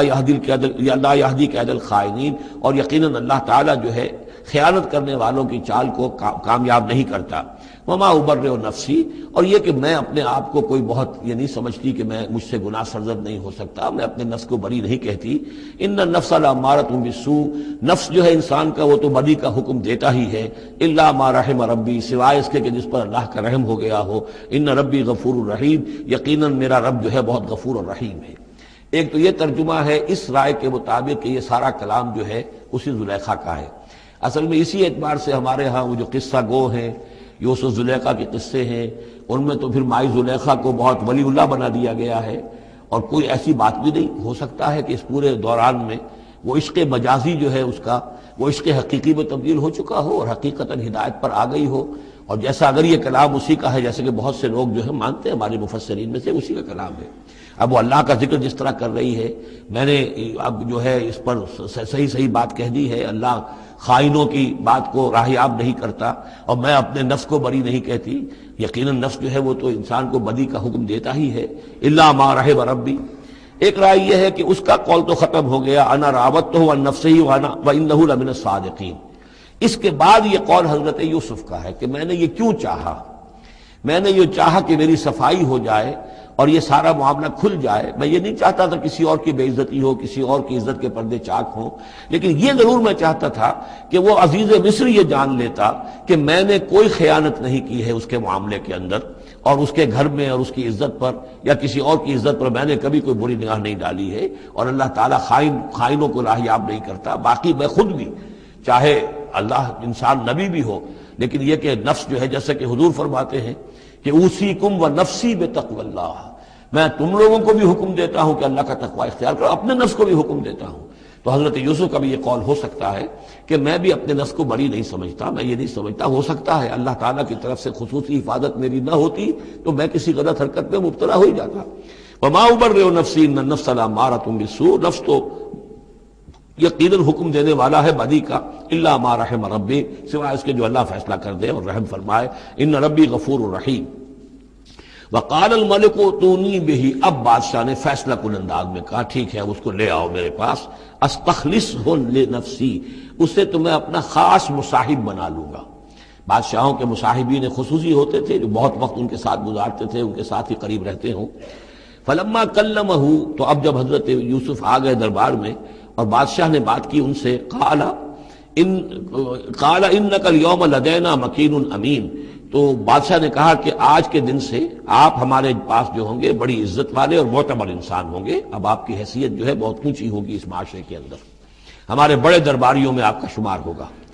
قال اجعلنی علی خزائن الارض، ادھر حضرت یوسف کو یہ خیال تھا کہ بہت بڑی جو ہے مصیبت اس قوم کے اوپر آنے والی ہے، تو اس کے لیے انہوں نے فوری طور پر جو مطالبہ کیا وہ یہ تھا کہ مجھے زمین کے خزانوں پر مقرر کر دو،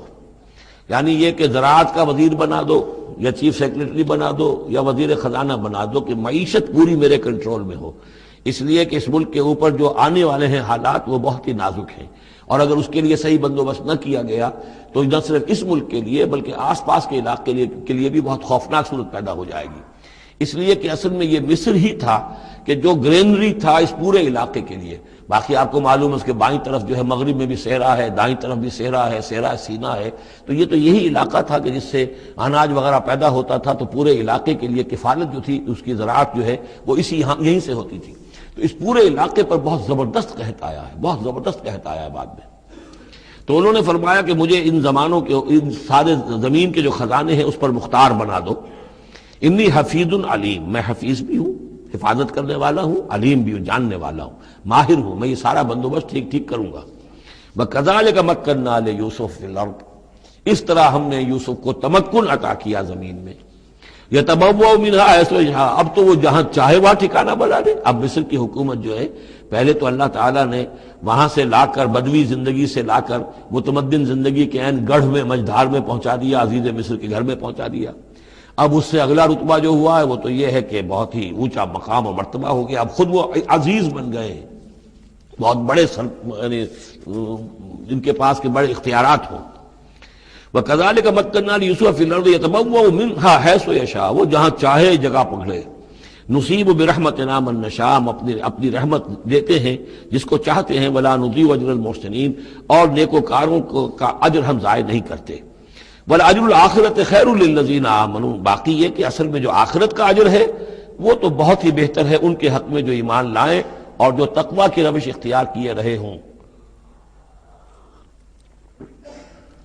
وَكَانُوا يَتَّقُونَ۔ وجاء اخوت یوسف، اب پھر دیکھیے کئی سال کی بات ہے، اب 7 سال گزر گئے جس میں کہ اچھی فصل ہوئی، حضرت یوسف نے بندوبست کیا، سٹوریج کیا، بہت بڑا جو ہے انہوں نے سٹور کر لیا گندم کا یا جو بھی اس وقت کا اناج تھا۔ اب وہ دوسرے 7 سال شروع ہو چکے ہیں، قحط پڑا ہوا ہے، اب دور دراز سے لوگ آتے ہیں مصر میں غلہ لینے کے لیے۔ یہاں راشن مقرر کر دیا گیا ہے، ہر خاندان کو ایک اونٹ کے اوپر جتنا سامان آ سکتا ہے، جتنا آ سکتا ہے ایک بورا جو اونٹ کی پیٹھ پر لگ سکتا ہو، 1 سال کے لیے وہ راشن ہے اس کا۔ تو لوگ آتے تھے باہر سے بھی، جو بھی قیمت دے سکتے تھے، جو کچھ ان کے پاس ہوتا تھا وہ دیتے تھے، اور یہاں سے وہ راشن لے کر جاتے تھے۔ یہ نظام جو ہے وہاں چل پڑا ہے۔ اب گویا کہ یوں سمجھیے کہ لگ بھگ 10 سال کا فصل ہے ان دونوں رکوعوں کے مضمون کے درمیان۔ وجاء اخوۃ یوسف،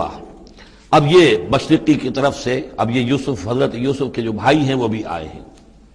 اور ان میں سے 10 آئے ہیں، 11واں نہیں آیا۔ 11واں جو چھوٹا تھا، اب حضرت یوسف کا جو حقیقی بھائی تھا اسے حضرت یعقوب اپنے سینے سے لگائے ہوئے ہیں، اور اس کے مارے میں قتل کسی طرح کا بھی وہ رسک لینے کو تیار نہیں ہے، کہیں جانے نہیں دیتے، ہر وقت اسے اپنے پاس رکھا ہوا ہے۔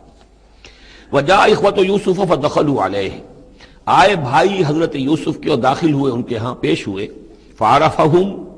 اس نے تو پہچان لیا ان کو، وہم لہ منکرون، لیکن وہ اسے نہیں پہچان پائے۔ کیا اندازہ ہو سکتا تھا کہ یوسف ہے، عزیز مصر بنا بیٹھا ہے یہاں، جس کے دربار میں ہماری اب یہاں پیشی ہو رہی ہے۔ ولما جہزہم بجہازہم، پھر جب ان کا سامان ان کے حوالے انہوں نے کر دیا، تیار کر دیا ان کا اسباب، قال ائتونی باخ لکم، انہوں نے یہ کہہ کر کہ ایک اور بھائی بھی ہمارا ہے، اس کا بھی خاندان ہے، اس کی فیملی ہے، اس کے لیے بھی آپ ہمیں ایک اونٹ جو راشن کا ہے وہ اتنا جو ہے ایک اونٹ کا بورا وہ ہمیں دیجئے۔ ان کا لائے کیوں نہیں ساتھ؟ تم تو 10 آئے ہو، وہ 11واں کہاں ہے؟ اچھا اگر ہے تمہارا 11واں بھائی، ایک علیحدہ فیملی ہے، تو ایک اور اونٹ، ایک اور راشن جو ہے ایک اور فیملی کا میں تمہیں دے دیتا ہوں، لیکن اب جب آؤ تو اس کو ساتھ لے کے آنا۔ قال ائتونی باخ لکم من ابیکم، اب جب آؤ گے تو اپنے بھائی کو جو تمہارے والد سے تمہارا بھائی ہے، ماں سے نہیں ہے، تمہارا جو باپ سے بھائی ہے، الا ترون انی اوفی الکیل، کیا تم دیکھتے نہیں ہو کہ میں پیمانے پورے بھر کر دیتا ہوں، انا خیر المنزلین، اور جو باہر سے آنے والے یہ مہمان آ رہے ہیں میں ان کی خاطر مدارات کرتا ہوں، میں بہتر مہمان نوازی کرتا ہوں۔ فإن لم تأتونی، اور اگر نہیں لے کر آؤ گے اس کو، بہی فلا کیل لکم عندی، تو پھر اس کے حصے کا جو راشن ہے وہ میں تمہیں نہیں دوں گا، وہی جو یہاں آئے وہ اپنے حصے کا راشن لے جائے۔ ولا تقربون، اور پھر میرے قریب نہ آنا، اس سے پھر یہ کہ آپ نے اظہار ناراضگی بھی فرمایا۔ قالوا سنراود عنہ اباہ، انہوں نے کہا کہ کوشش تو ہم کریں گے ابا جان کو کسی طریقے سے پھسلانے کی، وَإِنَّا لَفَاعِلُونَ، کچھ کر ہی گزریں گے انشاءاللہ، لے آئیں گے۔ وَقَالَ لِفِتْيَانِهِ، اور حضرت یوسف نے اپنے جو نوجوان کام کرنے والے تھے، چھوکرے جن کو کہا گیا، ان سے کہہ دیا، اجعلوا بضاعتهم فی رحالہم، یہ جو پونجی لے کر آئے تھے، ظاہر بات ہے کہ دیہات سے آئے، کیا لے کر آئے ہوں گے؟ کچھ اون لے آئے ہوں گے، بھیڑیں بکریاں جو پالی ہوئی ہیں تو اس کی کچھ اون لے آئے، یا کچھ طرح کی چیزیں جو دیہات سے لا کر، اور یہ شہر میں اب اس کو پیش کر رہے ہیں تاکہ اس کے عوض انہیں غلہ دیا جائے۔ تو فرمائی جعلوا بضاعتهم فی رحالہم، یہ ان کے اسباب نے، ان کا جو سارا سامان ہے جو یہ لے کر آئے تھے، یہ پونجی، یہ بھی واپس کر دو، اسی میں رکھ دو، جب اس میں گیہوں بھرو گے ان کے کجاووں کے اندر وہ سامان بھی رکھ دینا۔ لعلہم یعرفونہا، تاکہ وہ پہچانے اس کو اور میرے اس احسان کو سمجھیں جا کر، اذا انقلبوا الی اہلہم، جبکہ وہ اپنے اہل و عیال میں واپس پہنچیں گے، لعلہم یرجعون، تو شاید کہ پھر وہ میرے اس احسان کو بھی مانتے ہوئے پھر وہ دوبارہ آئیں۔ فلما رجعوا الی ابیہم، تو جب یہ پہنچے، لوٹے اپنے والد کے پاس، حضرت یعقوب کے پاس، قالوا یا ابانا منع منا الکیل، انہوں نے کہا ابا جان ہم سے ایک پیمانہ روک لیا گیا ہے، ایک خاندان کا راشن جو ہے وہ روک لیا گیا ہے، فارسل معنا اخانا، تو اب آئندہ جو ہے آئندہ سال ہمارے ساتھ ہمارے بھائی کو بھیجیے، نقتل، تاکہ ہم اس کی بھرتی بھی لے آئیں، اس کا راشن بھی لے آئیں، وَإِنَّا لَهُ لَحَافِظُونَ، اور ہم اس کی پوری حفاظت کریں گے۔ قَالَ هَلْ آمَنُكُمْ عَلَيْهِ، حضرت یعقوب نے فرمایا کیا میں تم پر اعتبار کروں اس کے بارے میں؟ هَلْ آمَنُكُمْ عَلَيْهِ إِلَّا كَمَا أَمِنْتُكُمْ عَلَىٰ أَخِيهِ مِنْ قَبْلُ، کیا اسی طرح تمہارے اوپر میں اعتبار کر لوں جیسے کہ میں نے اس کے بھائی یوسف کے بارے میں تم پر پہلے جو ہے وہ اعتماد کیا تھا؟ فاللہ خیر حافظہ، ویسے تو اللہ تعالیٰ ہی ہے بہترین محافظ، وہو ارحم الراحمین، اور وہی ہے تمام رحم کرنے والوں میں سب سے بڑھ کر رحم کرنے والا۔ ولما فتحوا متاعهم وجدوا بضاعتهم ردت الیہم، جب انہوں نے اپنا سامان کھولا، کجاوے کھولے، تو انہوں نے یہ دیکھا کہ ان کی پونجی بھی انہیں لوٹا دی گئی ہے جو انہوں نے قیمت کے طور پر دی تھی۔ قالوا یا ابانا ما نبغی، وہ پکار اٹھے ابا جان ہمیں کیا چاہیے؟ هذه بضاعتنا ردت الینا، یہ ہماری پونجی بھی ہمیں لوٹا دی گئی ہے۔ وَنَمِيرُ أَهْلَنَا، ہم جائیں گے اپنے اہل و عیال کے لیے کھانے کا بندوبست کریں گے، وہاں سے راشن لائیں گے، وہاں سے غلہ لے کر آئیں گے، نحفظ أَخَانَا، اپنے بھائی کی ہم 10 ہیں اس کی حفاظت کریں گے، وَنَزْدَادُ كَيْلَ بَعِيرٍ، اور ایک اونٹ کی جو کجاوا جو ہے، اونٹ کا جو بورا ہے وہ ہم لے کر آئیں گے مزید۔ ذَلِكَ كَيْلٌ يَسِيرٌ، یقیناً یہ بڑی آسان شے ہے جو ہمیں مل جائے گی۔ قال لن ارسلہ معکم، حضرت یعقوب نے کہا ہرگز نہیں بھیجوں گا میں اسے تمہارے ساتھ، حتیٰ تو نے موثقا من اللہ، یہاں تک کہ تم بڑی گاڑی قسم کھاؤ میرے سامنے اللہ کی، لتاتوننی بہ، کہ تم لازماً اسے لے کر آؤ گے واپس، الا ان یحاط بکم، الا یہ کہ تم سب کو گھیرے میں لے لیا جائے، کوئی ایسی مصیبت آ جائے تم سب ہلاک ہو جاؤ، ہو سکتا ہے کہیں تم سب کو ہی پکڑ کے قید کر دیا جائے، وہ اور بات ہے، لیکن بصورت دیگر تمہیں اس کو لانا ہوگا واپس۔ فلما آتوہ موثقہم، تو اب جب انہوں نے اپنی قسم کھا لی اور دے دی اپنا عہد و قول و قرار، قال اللہ علی ما نقول وکیل، تو حضرت یعقوب نے فرمایا ٹھیک ہے، اب جو اللہ تعالیٰ جو کچھ ہم کہہ رہے ہیں، جو ہمارا قول و قرار ہوا ہے، اللہ تعالیٰ اس پر نگہبان ہے۔ وقال یا بنی، انہوں نے کہا میرے بیٹو، لا تدخلوا من باب واحد، دیکھنا وہاں جب داخل ہو تو کسی ایک دروازے سے داخل نہ ہونا، یعنی یہ لوگ دیکھیں گے 10-11 بھائی چلے آ رہے ہیں تو اس سے یہ کہ لوگوں کے اندر جو ہے وہ کوئی حسد بھی پیدا ہو سکتی ہے، جس کو ہم کہتے ہیں کہ نظر بھی لگ سکتی ہے۔ لا تدخلوا من باب واحد وادخلوا من ابواب متفرقۃ، تم داخل ہونا متفرق دروازوں سے۔ وما اغنی عنکم من اللہ من شیء، اور دیکھو میں اللہ تعالیٰ کی طرف سے کوئی فیصلہ ہو، کوئی تمہارے لیے کوئی غضب کا معاملہ ہو اللہ کی طرف سے ہی، تو میں روک نہیں سکتا، میں منع نہیں کر سکتا، لیکن یہ کہ پھر بھی جو بھی اللہ تعالیٰ کی طرف سے ہم احتیاط کر سکتے ہوں اس کے اندر کوئی حرج نہیں ہے۔ وما اغنی عنکم من اللہ من شیء، میں نہیں بچا سکتا تمہیں اللہ تعالیٰ کی تقدیر سے یا اللہ کے فیصلے سے کچھ بھی۔ ان الحکم الا للہ، نہیں ہے اختیار مطلق مگر اللہ کا۔ علیہ توکلت، اسی پر میں نے توکل کیا ہے، وعلیہ فلیتوکل المتوکلون، اور اسی پر تمام توکل کرنے والوں کو لازماً توکل کرنا چاہیے۔ ولما دخلوا من حيث امرهم ابوهم، تو جب وہ داخل ہوئے جیسے کہ حکم دیا تھا ان کے والد نے داخل ہونے کا، ما كان يغني عنهم من الله من شيء، یعقوب اللہ تعالیٰ کی کسی بھی فیصلے سے، اللہ تعالیٰ کی طرف سے آنے والے کسی بھی آزمائش یا مصیبت سے انہیں بچانے والا نہیں تھا، الا حاجۃ فی نفس یوسف قضاها، ہاں ایک خیال سا یوسف کے یعقوب کے دل میں پیدا ہوا اور اس نے اس کو پورا کر لیا، یعنی یہ تدبیر کے درجے میں یہ بات کر لی کہ ایک دروازے سے داخل نہ ہو، اب باب متفرقہ سے داخل ہو۔ وَإِنَّهُ لَذُو عِلْمٍ لِمَا عَلَّمْنَاهُ، اور یقیناً وہ صاحب علم تھا یعقوب اس چیز کے اعتبار سے جو علم ہم نے اسے دیا تھا، وَلَكِنَّ أَكْثَرَ النَّاسِ لَا يَعْلَمُونَ، لیکن اکثر لوگ جانتے نہیں ہیں۔ وَلَمَّا دَخَلُوا عَلَى يُوسُفَ، اب وہ حضرت یوسف کے ہاں پھر پیش ہو رہے ہیں۔ آوَى إِلَيْهِ أَخَاهُ، اب انہوں نے اپنے بھائی کو بنیامین کو اپنے پاس بلا لیا۔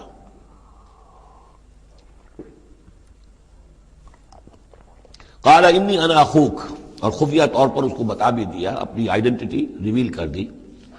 میں تمہارا بھائی ہوں، یوسف ہوں۔ فلا تبتئس بما كانوا يعملون، تو جو کچھ یہ لوگ یہ بڑے بھائی کرتے رہے ہیں اب اس کی طرف سے غمگین مت ہو، یعنی تمہارے اب دل اندر دور ہو چکے، سختی کے دن ختم ہو گئے، اب اللہ تعالیٰ نے مجھے جس مقام پر پہنچایا ہے اب تمہیں بھی مجھ تک پہنچا دیا ہے، لہذا اب کوئی رنج اور غم نہیں۔ فلما جہزہم بجہازہم، پھر اب دوبارہ جب ان کا سامان تیار کر دیا، بورے بھرے گئے، غلہ جو ہے بھر دیا گیا، جعل السقایۃ فی رحل اخیہ، تو حضرت یوسف علیہ السلام نے ایک پیالہ جو تھا، وہ یوں سمجھیے جام تھا سونے کا بنا ہوا جس میں کہ بادشاہ شراب پیتا تھا، جعل السقایۃ فی رحل اخیہ، تو پینے کا وہ پیالہ جو ہے وہ اپنے بھائی بنیامین کے بورے میں رکھ دیا۔ ثم اذن مؤذن، پھر ایک پکارنے والے نے پکار لگائی، ایتھا العیر، اے قافلے والو، انکم لسارقون، اب وہ چل پڑے ہیں، قافلہ چل پڑا، پیچھے سے آواز دے رہا ہے تم لوگ تو چور ہو۔ قالوا واقبلوا علیہم، انہوں نے کہا، پیچھے مڑ کر انہوں نے اس کی طرف رخ کیا ان لوگوں نے، ماذا تفقدون، تمہاری کیا چیز گم ہو گئی ہے؟ قالوا نفقد سؤال ملک، ہمیں نہیں مل رہا وہ بادشاہ کا جام، بادشاہ کا پیالہ،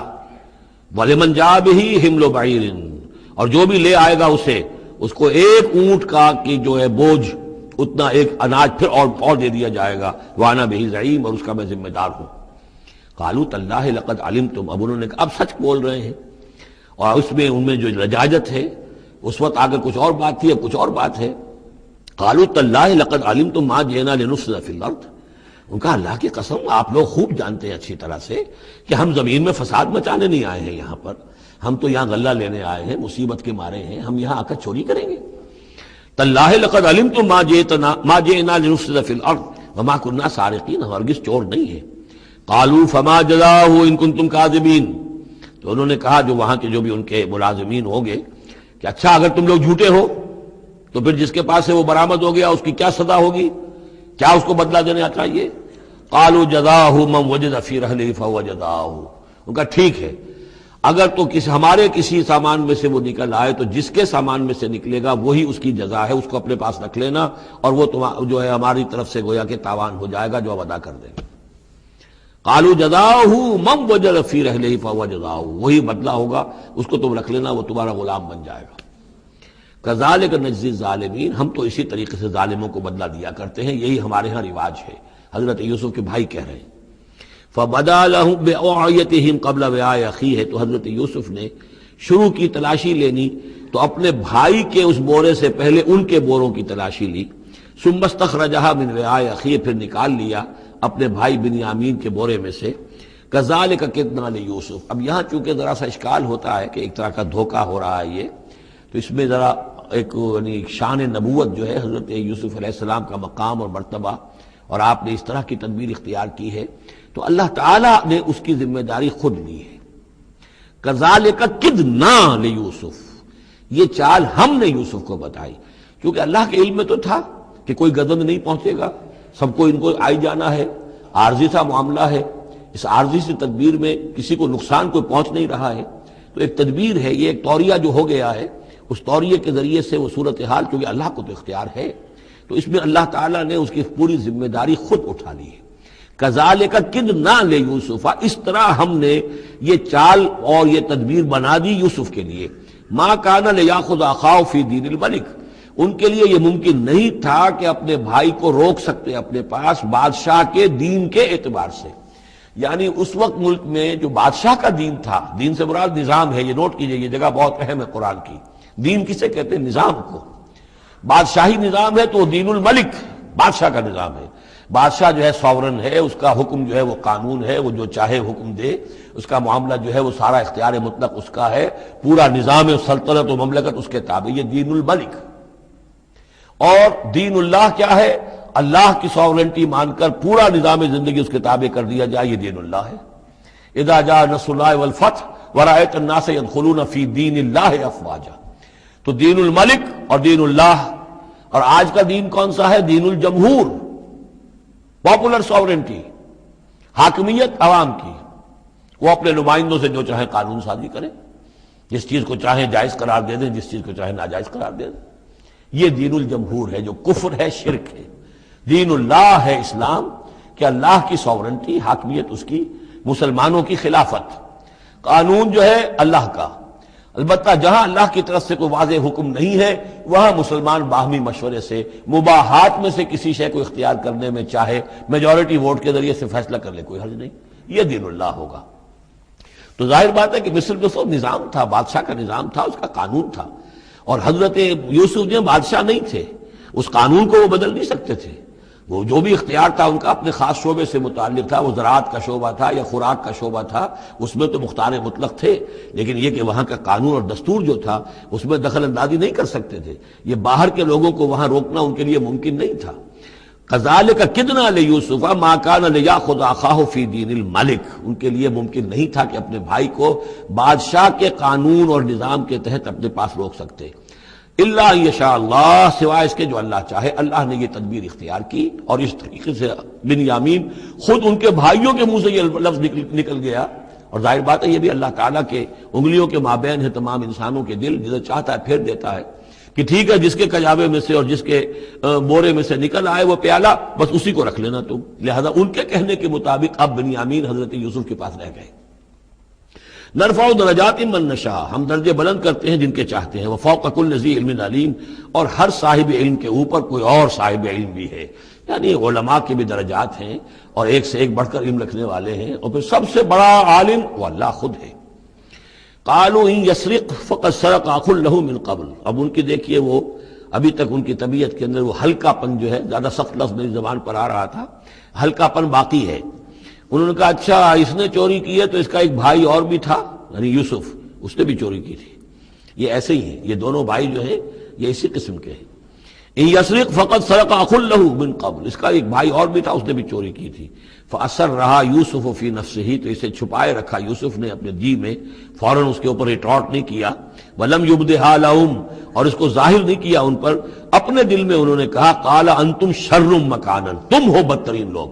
یہ تم جو ہے اس پر ہی چوری کا الزام تو خیر لگی گیا، وہ تو اللہ کی تدبیر سے میں نے خود لگوایا ہے، لیکن مجھ پر بھی لگا رہے ہو کہ اس کے بھائی نے بھی چوری کی تھی، تم لوگ بدتر ہو درجے میں۔ واللہ عالم بما تصفون، اور جو کچھ تم بیان کر رہے ہو اللہ اس کی حقیقت سے خوب واقف ہے۔ قالوا یا ایھا العزیز، اب وہ گڑ گڑانے پر آ گئے، کیا کریں اب؟ ابا جان سے حضرت یعقوب علیہ السلام سے تو پختہ وعدہ کر کے آئے تھے، قسمیں کھا کے آئے تھے۔ قالوا یا ایھا العزیز ان له ابا شیخا کبیرا، اے مختار مطلق، اے ان معاملات کے اندر اختیار رکھنے والے، اے عزیز، ان له ابا شیخا کبیرا، اس کا بنیامین کا باپ جو ہے بہت بوڑھا ہے، ضعیف ہے۔ فخذ احدنا مکانہ، ہم میں سے کسی کو اس کی جگہ پر روک لے، بدل دے، اس کو جانے دے اور ہم میں سے کسی کو رکھ لے۔ انا نراک من المحسنین، ہم دیکھتے ہیں کہ تم تو بڑے ہی نیک انسان ہو۔ قال معاذ اللہ، حضرت یوسف نے فرمایا اللہ کی پناہ، ان ناخذ الا من وجدنا متاعنا عنده، اس کی اللہ سے پناہ اس کی کہ ہم پکڑیں اس کو کہ سوائے اس کے کسی اور کو جس کے پاس کہ اس کا ہمارا مال برآمد ہوا ہے۔ انا اذا لظالمون، اس صورت میں تو ہم ظالم ہوں گے۔ فلما استيئسوا منه، جب وہ ساری اپنی جو بھی ہو سکتی تھی منت سماجت کر کے جب مایوس ہو گئے کہ حضرت یوسف بات ماننے والے نہیں ہیں، خلصوا نجیہ، اب وہ ایک طرف ہو گئے، علیحدگی میں جا کر آپس میں مشورہ کیا اب کیا کریں۔ قال کبیرہم، کہا ان کے بڑے نے، یہ وہی یہودا جس نے اس وقت بھی کہا تھا حضرت یوسف کے بارے میں کہ قتل مت کرو، لا تقتلوا یوسف وَاطْرَحُوهُ فِي أَرْضٍ يَخْلُ لَكُمْ وَجْهُ أَبِيكُمْ، کسی زمین میں کہیں پھینک دو ان کو، لیکن یہ کہ وہی شخص اب کہہ رہا ہے۔ قال کبیرہم أَلَمْ تَعْلَمُوا أَنَّ أَبَاكُمْ قَدْ أَخَذَ عَلَيْكُمْ مَوْثِقًا، جانتے ہو نا کہ تمہارے والد نے حضرت یعقوب علیہ السلام نے تم سے پختہ قسم لی ہوئی ہے، عہد لیا ہوا ہے، من اللہ، اور اللہ کے نام پر وہ عہد ہوا۔ وَمِن قَبْلُ مَا فَرَّطْتُمْ فِي يُوسُف، اور یاد کرو اس سے پہلے تم نے کتنی زیادتی کی تھی، کتنا تم نے بڑا جرم کیا تھا یوسف کے معاملے میں۔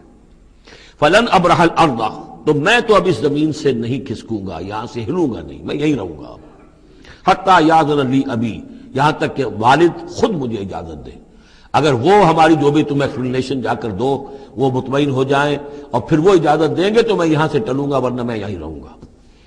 فلن ابرح الارض، میں اس جگہ سے ہرگز نہیں ہلوں گا، حتی یاذن لی ابی، یہاں تک کہ میرے والد جو ہے مجھے اجازت دیں، اور یحکم اللہ لی، یا پھر اللہ کوئی فیصلہ میرے بارے میں کر دے،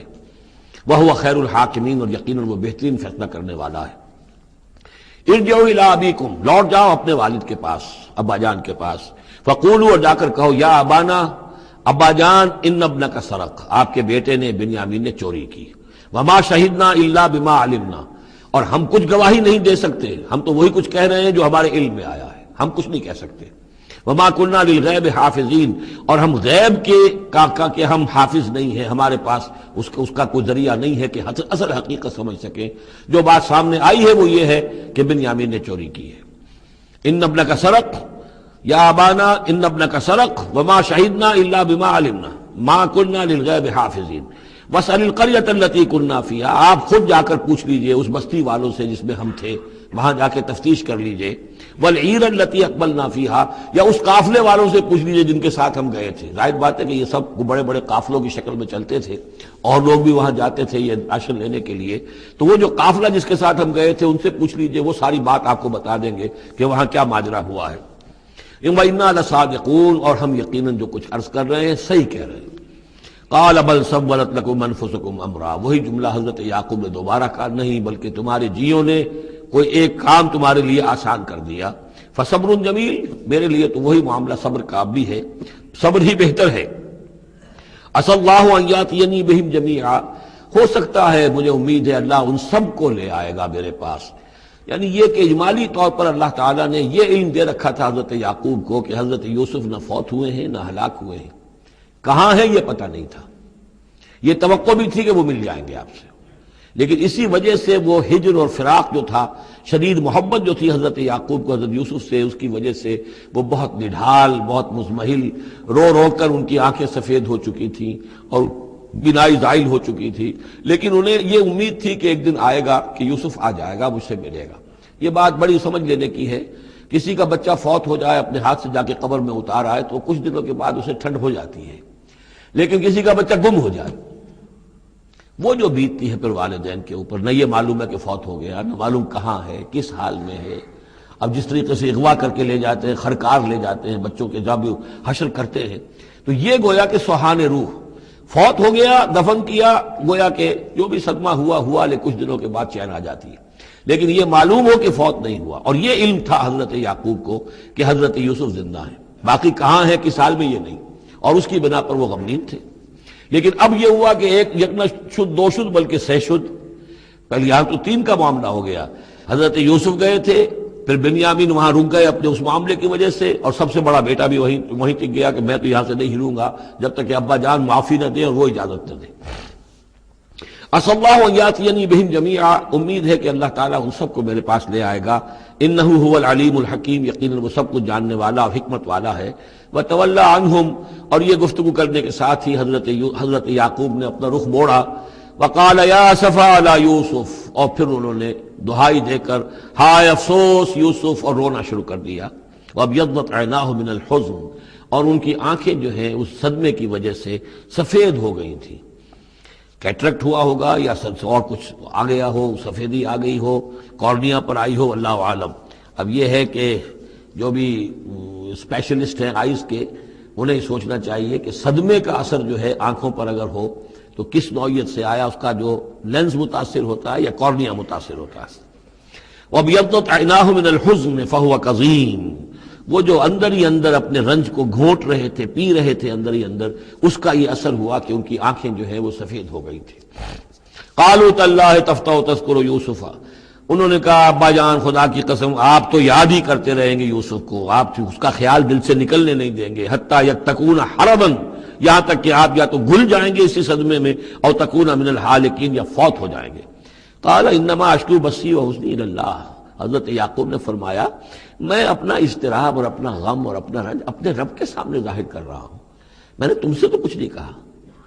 میں نے تمہیں کوئی لان تان نہیں کی، تم پر کوئی باس پرس نہیں کی، میں تم سے کیا کہہ رہا ہوں، انما اشکو بثی وحزنی الی اللہ، اللہ کے ساتھ بات کر رہا ہوں۔ یہی الفاظ ہیں جو حضور نے طائف میں کہے تھے، اللہم الیک اشکو ضعف قوتی وقلت حیلتی وہوانی علی الناس، اے اللہ تیری ہی جناب میں فریاد لے کر آیا ہوں، شکوہ لے کر آیا ہوں، شکایت لے کر آیا ہوں اپنے مسائل کی کمی کا، اپنی قوت کی کمی کا، اور جو لوگوں کے سامنے توہین ہو رہی ہے اس کا کہاں جاؤں، کس کے پاس جاؤں، الی من تکلنی، مجھے کس کے حوالے کر دیا ہے۔ انما اشکو بثی وحزنی الی اللہ واعلم من اللہ ما لا تعلمون، اور مجھے اللہ کی طرف سے ان چیزوں کا علم حاصل ہے جو تمہیں حاصل نہیں ہے، یعنی یہی اجمالی طور پر کہ حضرت یوسف زندہ ہیں، فوت نہیں ہوئے۔ یا بنی اذهبوا، اے میرے بیٹو جاؤ، فتحسسوا من یوسف واخیہ، جاؤ تلاش کرو یوسف کو بھی اس کے بھائی کو بھی، ولا تیأسوا من روح اللہ، اور اللہ کی رحمت سے اور اللہ کے فضل سے مایوس نہ ہو، انہ لا ییأس من الا القوم الکافرون، یقیناً اللہ تعالیٰ کی عنایتوں سے مایوس تو وہی ہوتے ہیں کہ جو کافر ہوتے ہیں، جو صاحب ایمان ہے وہ اللہ تعالیٰ کی رحمت سے کبھی مایوس نہیں ہوتا۔ فلما دخلوا علیہ، اب جب یہ پہنچے ہیں اگلے سال، داخل ہوئے حضرت یوسف کے ہاں پیش ہوئے، قالوا یا ایھا العزیز، اب انہوں نے کہا اے عزیز مصر، اے مختار مطلق اس راشن کا اور اس غلے کا، مسنا، ہم پر اور ہمارے اہل و عیال پر بڑی سختی آ گئی ہے، یعنی اب قحط کی شدت، ظاہر بات ہے قحط کی شدت ہے تو جانور بھی مر گئے، اب نہ اون ہے نہ کچھ اور ہے، ورنہ پہلے یہ کچھ اون لے آتے تھے، کچھ اور سامان لے آتے تھے کہ آخر کچھ تو بدل دے، کچھ تو قیمت دے، وہاں سے غلہ لینا ہے، تو اب تو ہمارے پاس کچھ بھی نہیں ہے، ہم تو خالی ہاتھ حاضر ہو گئے۔ یا ایھا العزیز مسنا واہلنا الضر وجئنا ببضاعۃ مزجاۃ، اب جو ہم لے کر آئے ہیں پونجی بہت ہی ناقص ہے، بہت کم ہے، وہ اس غلے کی قیمت نہیں بن سکتی. فَأَوْفِ لَنَا الْكَيْلَ، لیکن اس کے باوجود ہمارے لیے پیمانے پورے بھرتی کر کے دیجئے، پوری طریقے سے ہمیں راشن دیجئے. وَتَصَدَّقْ عَلَيْنَا، اب تو خیرات کیجئے ہم پر، ہم خیرات کے مستحق ہو چکے ہیں، ہم صدقے کے مستحق ہو چکے ہیں. ان اللہ یجزی المتصدقین، یقیناً اللہ تعالیٰ صدقہ دینے والوں کو پسند کرتا ہے اور ان کو جزا دے گا. اب یہاں جو ہے یہ آخری بات ہو گئی کہ حضرت یوسف علیہ السلام بھی اپنے بھائیوں کو اس خستہ حالی میں دیکھ کر پھر مزید جو ہے ضبط نہیں کر سکے اور انہوں نے اپنی آئیڈینٹی ڈسکلوز کی. قال هل علمتم ما فعلتم بيوسف واخيه، اب حضرت یوسف پوچھتے تمہیں یاد ہے کچھ تم نے کیا کیا تھا یوسف اور اس کے بھائی کے ساتھ؟ یہ وہی جو اللہ تعالیٰ نے فرمایا تھا کہ جب جمع ہوئے تھے تو ہم نے وہی کر دی تھی. وَأَوْحَيْنَا إِلَيْهِ لَتُنَبِّئَنَّهُم بِأَمْرِهِمْ هَٰذَا وَهُمْ لَا يَشْعُرُونَ، ایک وقت آئے گا اے یوسف کہ تم یہ ساری بات جتلاؤ کو اور انہیں گمان بھی نہیں ہوگا. هل علمتم ما فعلتم بيوسف واخيه قال انت یوسف، اب وہ انہوں نے غور سے دیکھا ہوگا کیا یہ آپ یوسف ہیں؟ قال انا یوسف وهذا اخی، حضرت یوسف نے فرمایا ہاں میں یوسف ہوں اور یہ میرا بھائی بنیامین ہے. قد من اللہ علینا، اللہ نے ہم پر بڑا احسان فرمایا ہے. انہ من یتق ویصبر فإن اللہ لا یضیع اجر المحسنین، یقیناً جو شخص تقوی کی روش اختیار کرتا ہے اور صبر کرتا ہے تو اللہ ایسے نیکوکاروں کے اجر ضائع نہیں کرتا. قالوا تاللہ لقد آثرک اللہ علینا وإن كنت، انہوں نے کہا اللہ کی قسم ہے اللہ نے آپ کو ہم پر ترجیح دی ہے، پسند کر لیا ہے، اور یقیناً ہم تھے خطا کار، ہم سے ہی غلطیاں ہوئی ہیں، ہم نے ظلم کیا ہے، ہم نے زیادتیاں کی ہیں. قال لا تثریب علیکم اليوم، حضرت اب یوسف علیہ السلام کی وہ جو شخصیت کی بلندی ہے، ترفع ہے، وہ ظاہر ہو رہی ہے. نہیں، آج میں تم پر کوئی ملامت نہیں کرنا چاہتا، ہو گیا جو ہونا تھا. قال لا تثریب علیکم اليوم یغفر اللہ لکم، اللہ تمہیں معاف کرے. وہو ارحم الراحمین، اور وہ بہترین رحم کرنے والا، تمام رحم کرنے والوں سے بڑھ کر رحم کرنے والا ہے. اذهبوا بقمیصی ھذا، یہ میرا کرتا لے جاؤ، فالقوہ علی وجہ ابی، تو میرے والد کے چہرے پر اس کو ڈال دو، یات بصیرہ، ان کی بصارت لوٹ آئے گی. واتونی باہلکم اجمعین، اور تم اپنے سارے خاندان کو، قبیلے کو لے کر آ جاؤ. فلما فصلت العیر، اب یہاں سے مصر سے چلا ہے قافلہ جس میں کہ حضرت یوسف کا وہ پیرہن بھی ہے، وہ کرتا بھی ہے. قال ابوہم، اب وہاں کنعان کے اندر بیٹھے ہوئے حضرت یعقوب فرما رہے ہیں انی لاجد ریح یوسف، مجھے تو یوسف کی خوشبو آ رہی ہے، آج تک تو آئی نہیں، اب آ گئی. مطلب یہ کہ یہ اللہ تعالیٰ کی طرف سے ہوتا ہے، یہ کسی کے ذاتی اوصاف نہیں ہے. کسی نبی کا کوئی اپنی قدرت ذاتی نہیں ہوتی، جو بھی علم اللہ دینا چاہے، جس وقت جو چیز جو ہے وہ اللہ تعالیٰ کو دکھا دے. حضرت عمر کو اگر میدان دکھا دیا گیا، میدان جنگ جو ہے شام کا، اللہ نے جب چاہ دکھا دیا. لیکن اس کا یہ مطلب تو نہیں تھا کہ جب چاہتے حضرت عمر دیکھ لیتے، کہ ٹی وی آن کیا اور دیکھ لیا کہ اس وقت کیا ہو رہا ہے وہاں. یہ نہیں ہے، یہ اختیار جو ہوتا تھا ان کا، اللہ تعالیٰ جس کے لیے چاہے، جو کرامت چاہے، جو معجزہ چاہے ظاہر کر دے. لیکن جب نہیں اللہ کی مشیت تو نہیں. پاس ہی کتنے دور ہوں گے جب کہ اس کنویں میں پڑے ہوئے تھے، اس وقت انہیں خوشبو نہیں آ رہی تھی، ورنہ خوشبو سونگ سونگ کر جو وہاں پہنچ گئے ہوتے. لیکن یہ کہ یہ اللہ کی طرف سے ہے. لاجد انی لاجد ریح یوسف لولا ان تفندون، مجھے اندیشہ ہے تم مجھے یہ نہ کہو کہ اب تو یہ بالکل سٹھیا گئے، یعنی اب یہ یوسف کی خوشبو آ رہی ہے ان کو. قالوا تاللہ انک لفی ضلالک القدیم، انہوں نے یہی کہا گھر والوں نے، خدا کی قسم آپ اپنے اسی پرانے خیال میں ہیں، پرانے وہم میں ہیں، آپ سمجھتے ہیں کہ یوسف زندہ ہے، حالانکہ نہ معلوم وہ کہاں کا ہلاک ہو چکا، ختم ہو چکا. فلما جاء البشیر، تو جب وہ بشارت دینے والا آیا، القاہ علی وجہہ، اور حضرت یوسف کا کرتا اس نے ڈالا حضرت یعقوب کے چہرے پر، فردتنا بصیرا، تو وہ لوٹ آئے دیکھتے ہوئے، یعنی ان کی نگاہ جو ہے وہ عود کر آئی، بصارت لوٹ آئی. قال الم اقل لکم انی اعلم من اللہ ما لا تعلمون، انہوں نے فرمایا کیا میں نے تم سے نہیں کہا تھا مجھے اللہ کی طرف سے ان چیزوں کا علم حاصل ہے جو تم نہیں جانتے. قالوا یا ابانا استغفر لنا ذنوبنا انا كنا خاطئین، ان کا ابا جان ہمارے لیے استغفار کیجئے اللہ تعالیٰ سے، ہمارے گناہوں کی معافی کی درخواست کیجئے، یقیناً ہم خطا کار تھے، ہم سے غلطیاں ہوئی ہیں. قال سوف استغفر لکم ربی، اب یہاں دیکھیے صوفہ کا لفظ بہت اہم ہے، ذرا ٹھہر کر میں استغفار کروں گا، ابھی غصہ ختم نہیں ہو رہا ہے حضرت یعقوب علیہ السلام کا، یعنی یہ کہ ابھی وہاں پیشی ہو جائے گی، اس کے بعد سارا معاملات کی صفائی ہوگی، ابھی فوری طور پر استغفار نہیں کر رہے ہیں. سوف استغفر لکم ربی، ٹھیک ہے، کچھ وقت کے بعد میں تمہارے لیے استغفار کروں گا، انہ هو الغفور الرحیم، یقیناً وہ غفور ہے اور رحیم ہے۔ فلما دخلوا علی یوسف، اب جب یہ سب کے سب آ گئے وہاں سے، پورا قافلہ آ گیا، تمام بنی اسرائیل، اب 12 گھرانے تھے یہ، ان کی اولادیں تھیں، ان کے بچے تھے، بیویاں تھیں، وہ سب آ گئے۔ لما دخلوا علی یوسف آویٰ الیہ ابویہ، تو اب انہوں نے اپنا جو بھی تخت، جو بھی جگہ اونچی ہوگی بیٹھنے کی، اپنے والدین کو، اپنی والدہ کو بھی اور حضرت یعقوب کو بھی وہاں بلا لیا۔ وقال ادخلوا مصر ان شاء اللہ آمنین، اور کہا کہ اب آپ لوگ مصر میں داخل ہوں اللہ چاہے تو پورے امن کے ساتھ، یہاں آپ کے لیے امن ہے، سکون ہے، راحت ہے۔ ورفع ابویہ علی العرش، اور اپنے والدین کو انہوں نے اپنے تخت کے اوپر اٹھا لیا، اوپر بٹھا لیا۔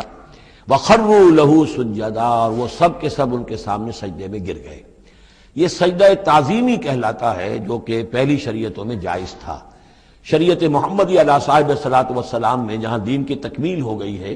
تو واقعہ یہ ہے کہ پھر توحید کا معاملہ بھی جو ہے وہ آخری درجے میں تکمیل کو پہنچا دیا گیا۔ یہ سجدہ تعظیمی اب حرام مطلق ہے، لیکن اس سے پہلے یہ جائز تھا۔ ہمارے ہاں بعض لوگ جو ہے وہ قبروں کو یا اور ہم اپنے پیروں کو، بزرگوں کو کہتے سجدہ کرتے ہیں یا جھکتے ہیں، تو دلیل پکڑتے ہیں ان چیزوں سے کہ یہ سجدہ دیکھو حضرت ابراہیم سے ثابت ہے، فلاں سے ثابت ہے، اور یہ جو حضرت یوسف کو سجدہ کیا گیا ہے۔ لیکن یہ سجدہ سمجھ لیجئے سجدہ تعظیمی جائز تھا، اس میں کوئی شک نہیں، لیکن اب یہ حرام مطلق ہے۔ وقال یا ابت ھذا تاویل رؤیایا من قبل، اب کہا حضرت یوسف نے ابا جان دیکھیے یہ ہے تعویل میرے اس خواب کی جو میں نے بچپن میں دیکھا تھا، 11 ستارے اور سورج اور چاند میرے سامنے سجدے میں ہیں، تو گویا کہ 11 بھائی اب سجدے میں ہیں اور والدین سورج اور چاند کے حکم میں ہیں۔ قد جعلها ربی حقا، میرے رب نے اس خواب کو سچا کر دکھایا۔ وقد احسن بی اذ اخرجنی من السجن، اور اس نے کتنا ہی میرے ساتھ اچھا سلوک کیا، انعام فرمایا مجھ پر جبکہ مجھے قید خانے سے نکلوایا۔ والبدو، اور آپ سب لوگوں کو لے آیا ہے یہاں بادیہ نشینی کی سخت زندگی سے نکال کر یہاں حضارت اور تمدن اور وقت کی عظیم ترین جو متمدن ملک ہے اس کے اندر آپ کو پہنچا دیا۔ من بعد ان نزغ الشیطان بینی و بین اخوتی، اس کے بعد کہ شیطان نے میرے اور میرے بھائیوں کے درمیان دشمنی ڈال دی تھی۔ ان ربی لطیف لما یشاء، یقیناً میرا رب تدبیر کرتا ہے بہت خفیہ طور پر جس چیز کی وہ چاہتا ہے، لوگوں کو سمجھ میں نہیں آتا، لیکن اللہ تعالیٰ کی تدبیر جو ہے وہ بالآخر کامیاب ہوتی ہے۔ انہ هو العلیم الحکیم، یقیناً وہی ہے ہر شے کا علم رکھنے والا۔ رب قد آتیتنی من الملک، اب دعا کر رہے ہیں اللہ تعالیٰ کی طرف رجوع کر کے، پروردگار تو نے مجھے حکومت بھی عطا کی، وعلمتنی من تعویل الاحادیث، اور مجھے چیزوں کی تہ تک پہنچنا، باتوں کی تہ تک پہنچنا یا خاص کا جاننا، یہ علم سکھایا۔ فاطر السماوات والارض، اے وہ ہستی جس نے آسمان اور زمین کو پیدا کیا ہے، انت ولی فی الدنیا والآخرہ، تو ہی میرا پشت پناہ ہے، مددگار ہے، کارساز ہے، دنیا میں بھی آخرت میں بھی۔ توفنی مسلمن، مجھے وفات دیجو اسی حالت اسلام میں، فرما برداری ہی کی حالت میں، والحقنی بالصالحین، اور مجھے شامل کر دیجو اپنے صالح بندوں میں۔ ذالک من انباء الغیب نوحیہ الیک، یہ ہیں غیب کی خبروں میں سے جو ہم وحی کر رہے ہیں اے نبی، اے محمد آپ کی جانب۔ وما کنت لدیہم اذ اجمعوا امرہم وما ہم یمکرون، اور آپ تو ان کے پاس موجود نہیں تھے جب انہوں نے فیصلہ کیا تھا، اتفاق رائے کیا تھا حضرت یوسف کے بارے میں، اور جب کہ وہ چال چل رہے تھے، پلاننگ کر رہے تھے۔ وما اکثر الناس ولو حرصت بمؤمنین، اور یہ بھی سن لیجئے آپ کتنا ہی چاہیں لیکن اکثر لوگ ایمان لانے والے نہیں ہیں۔ آپ سے سوال کیا گیا، اس کا جواب انہیں دے دیا گیا، اتنا عمدہ، اتنا خوبصورت، ہر چیز جو ہے کھول کھول کر بتا دی گئی، لیکن یہ لوگ ایمان لانے والے نہیں ہیں۔ وما اکثر الناس ولو حرصت بمؤمنین وما تصلهم علیہ من اجر، اور نبی آپ تو ان سے کوئی اجر نہیں مانگ رہے، ان هو الا ذکر للعالمین، نہیں ہے یہ مگر تمام جہان والوں کے لیے یاد دہانی ہے اور نصیحت۔ وَكَأَيٍّ مِّنْ آیَةٍ فِي السَّمَاوَاتِ وَالْأَرْضِ يَمُرُّونَ عَلَيْهَا، اور کتنی ہی اور آیتیں ہیں، نشانیاں ہیں آسمانوں اور زمین میں جن میں کہ یہ گزرتے رہتے ہیں، دیکھتے رہتے ہیں، وَهُمْ عَنْهَا مُعْرِضُونَ، لیکن اعراض ہی کرتے رہتے ہیں، ان پر توجہ نہیں کرتے، غور نہیں کرتے۔ وَمَا يُؤْمِنُ أَكْثَرُهُم بِاللَّهِ إِلَّا وَهُمْ مُشْرِكُونَ، یہ بھی نوٹ کر لیجئے، اور جو لوگ اللہ کے ماننے والے ہیں وہ بھی اکثر وہ ہیں جو اس کے ساتھ شرک بھی کرتے ہیں۔ یہ میرے آپ کے لیے بہت زیادہ، بہت قابل توجہ آیت ہے۔ وما یؤمن اکثرهم باللہ، ان میں کی اکثریت اللہ پر ایمان نہیں رکھتی، الا وهم مشرکون، مگر کسی نہ کسی نوع کا شرک بھی کرتی ہے۔ یہ اصل میں اس دور میں پھر بڑی ضرورت ہے، پھر توجہ دلا رہا ہوں، شرک کی حقیقت کیا ہے، اس کی قسمیں کیا ہیں، اس کی صورتیں کیا ہیں، زمانہ ماضی میں شرک جو ہے کس کس شکل میں تھا، ماضی قریب میں اور اس کی کون سی شکلیں بھی ایجاد ہوئیں، آج کے دور میں سب سے بڑا شرک کون سا ہے، کون کون سے بڑے شرک ہیں جن میں ہم ملوث ہیں۔ تو یہ مضمون جو ہے قرآن مجید میں آپ دیکھ رہے ہیں کہ شرک یعنی بدترین گناہ وہ کہ جس کے جرم کے بارے میں اللہ نے فرما دیا 2 مرتبہ سورہ نساء میں کہ اس کی معافی کا کوئی امکان نہیں۔ توبہ ہے، ہاں توبہ کر لو معافی ہو جائے گی، باقی اس سے کم تر ہر گناہ کے بارے میں امید کم سے کم دلا دی ہے کہ اللہ تمہاری بغیر توبہ کے بھی چاہے گا تو معاف کر دے گا، لیکن یہ معاف نہیں ہوگا۔ ان اللہ لا یغفر ان یشرک بہ ویغفر ما دون ذلک لمن یشاء۔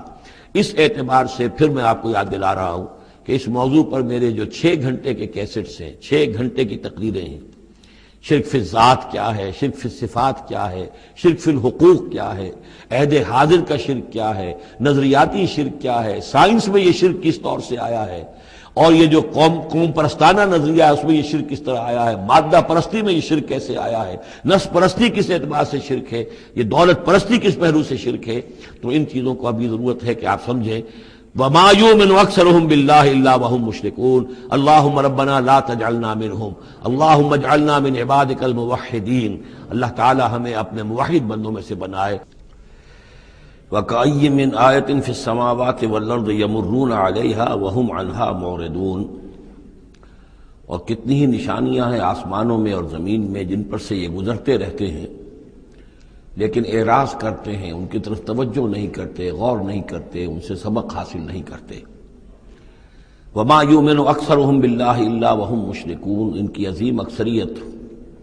اللہ پر ایمان نہیں رکھتی یا نہیں لاتی مگر کسی نہ کسی نوع کے شرک میں بھی ملوث رہتی ہے۔ یہ معاملہ جو مشرکین ہیں ان کے لیے تو بالکل واضح ہے، جیسا کہ میں نے بارہا بیان کیا ہے کہ ایک بڑے خدا کو تو سب مانتے تھے، ایک بڑا اللہ، اس کے ساتھ آلہہ،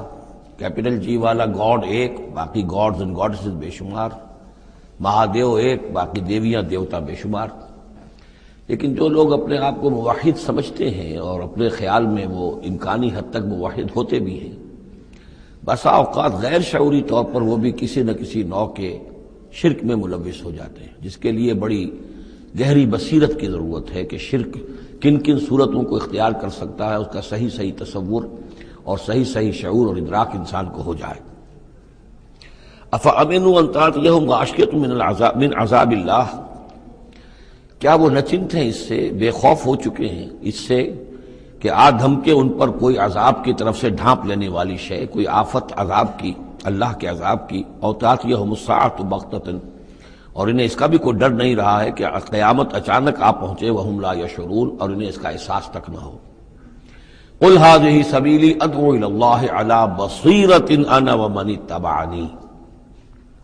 کہہ دیجئے اے نبی صلی اللہ علیہ وسلم، یہ میرا راستہ ہے اور میں اللہ کی طرف بلا رہا ہوں،